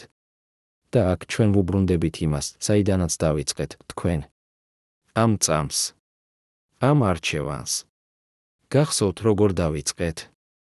გახსოვთ ის პირველი სურათი, პირველი იდეა, რომელიც შემოგთავაზეთ? წარმოიდგინეთ, რომ ამ წუთში თქვენი ცივილიზაცია გადის იმავე ეტაპს, რომელსაც უკვე ასობით სხვა ცივილიზაცია გაიარა თქვენამდე. ახლა ყველა იმის შემდეგ, რაც ჩვენ გავიარეთ ერთად, ციკლები, ისტორია, მეცნიერება, ფილოსოფია, ახლა თქვენ იცით, რომ ეს არ არის მხოლოდ მეტაფორა. ეს არის რეალობა. მაგრამ ეს ასევე არის არჩევანი. თქვენ შეგიძლიათ ნახოთ ეს ციკლი როგორც ციხე, როგორც გარდაუვალობა, როგორც განაჩენი. ან თქვენ შეგიძლიათ ნახოთ ეს როგორც შესაძლებლობა, როგორც მოწვევა, როგორც გამოწვევა. გამოწვევა იმისა, რომ შექმნათ რაღაც, რაც არასოდეს არსებობდა ადრე. არა იდეალური საზოგადოება, ასეთი არ არსებობს. არა utopia, ასეთი არ შეიძლება არსებობდეს. არამედ რაღაც უფრო რეალური, უფრო ადამიანური, საზოგადოება, რომელიც სწავლობს, ადაპტირდება, ევოლუციონირებს. საზოგადოება, რომელიც აღიარებს თავის შეცდომებს, სწავლობს მათგან, ცდილობს უკეთესს. საზოგადოება, რომელიც არ ეშინია ცვლილებისა, არამედ იყენებს მას როგორც ინსტრუმენტს ზრდისა. ეს არის ის, რაც ელის ჩვენ. არა ერთი დიდი მომენტი, არა ერთი გმირული მოქმედება, არა ერთი გენიალური გადაწყვეტა. არამედ მილიონობით პატარა არჩევანი, ყოველდღიური, ჩვეულებრივი, მაგრამ ერთად აღებული, ტრანსფორმაციული. არჩევანი იმისა, რომ ვისწავლოთ, როდესაც ჩვენ შეგვიძლია უბულებელყოთ. არჩევანი იმისა, რომ ვითანამშრომლოთ, როდესაც ჩვენ შეგვიძლია ვიკონკურიროთ. არჩევანი იმისა, რომ ვიზრუნოთ, როდესაც ჩვენ შეგვიძლია გავიგნოროთ. არჩევანი იმისა, რომ შევქმნათ, როდესაც ჩვენ შეგვიძლია მოვიხმაროთ. არჩევანი იმისა, რომ ვიმედოვნოთ, როდესაც ჩვენ შეგვიძლია დავიმარცხოთ. ეს არჩევანები არ შეცვლის ციკლებს, რომლებიც მეორდება მილიონობით წლის განმავლობაში. მზე კვლავ იქნება აქტიური და მშვიდი. დედამიწა კვლავ გადაივლის გალაქტიკის სიბრტყეს. კლიმატი კვლავ შეიცვლება. ასტეროიდები კვლავ იფრენენ კოსმოსში. მაგრამ ეს არჩევანები შეცვლის იმას, თუ როგორ რეაგირებს ჩვენი ცივილიზაცია ამ ციკლებზე. შეცვლის იმას, თუ ვიქნებით ჩვენ მსხვერპლები თუ შემოქმედები. შეცვლის იმას, თუ ციკლი იქნება ჩვენი დასასრული თუ ჩვენი ტრანსფორმაცია. და შესაძლოა, მხოლოდ შესაძლოა, თუ საკმარისად ბევრი ჩვენგანი გააკეთებს ამ არჩევანს, თუ საკმარისად ბევრი ჩვენგანი იმოქმედებს ამ ცოდნის საფუძველზე, ჩვენ შევქმნით რაღაც, რაც არასოდეს არსებობდა ამ პლანეტაზე, ცივილიზაციას, რომელიც არ მხოლოდ გადარჩება ციკლებს, არამედ ისწავლის მათგან, გაიზრდება მათით, ტრანსფორმირდება მათ მეშვეობით. ცივილიზაციას, რომელიც გახდება არა დასასრული ციკლისა, არამედ დასაწყისი რაღაც ახლისა. რაღაც, რისი სახელიც ჩვენ ჯერ არ გვაქვს, რადგან ის ჯერ არ არსებობს. მაგრამ რაც შეიძლება არსებობდეს, თუ ჩვენ ავირჩევთ მის შექმნას. ეს არის არადაპირება. ეს არის შესაძლებლობა. შესაძლებლობა, რომელიც ღია ყოველი წამი, ყოველი არჩევანი, ყოველი მოქმედება. და ეს იწყება ახლა. არა ხვალ, არა მომავალ წელს, არა როდესაც ვინმე სხვა გააკეთებს რაღაცას. არამედ ახლა. ამ წამს. თქვენთან. რადგან თქვენ ხართ ნაწილი ციკლისა. მაგრამ თქვენ ასევე ხართ ნაწილი იმისა, რაც შეიძლება შეცვალოს ციკლი. თქვენ ხართ ნაწილი პრობლემისა. მაგრამ თქვენ ასევე ხართ ნაწილი გადაწყვეტისა. და შესაძლოა, მხოლოდ შესაძლოა, ეს არის ყველაზე მნიშვნელოვანი გაცნობიერება, ციკლები არსებობს. მაგრამ ისინი არ არის ბოლო ისტორიისა. ისინი არის ინსტრუმენტი ევოლუციისა. და ჩვენ პირველად ამ პლანეტის ისტორიაში გვაქვს უნარი გამოვიყენოთ ეს ინსტრუმენტი შეგნებულად, შემოქმედებითად, ტრანსფორმაციულად. კითხვა არის არა რა ელის ჩვენ, არამედ რას შევქმნით ჩვენ და პასუხი იწყება ახლა. თქვენთან. ჩვენთან. ყველა ჩვენგანთან, რომლებიც ვირჩევთ არა უბრალოდ ვიყოთ ნაწილი ციკლისა, არამედ ნაწილი მისი ტრანსფორმაციისა.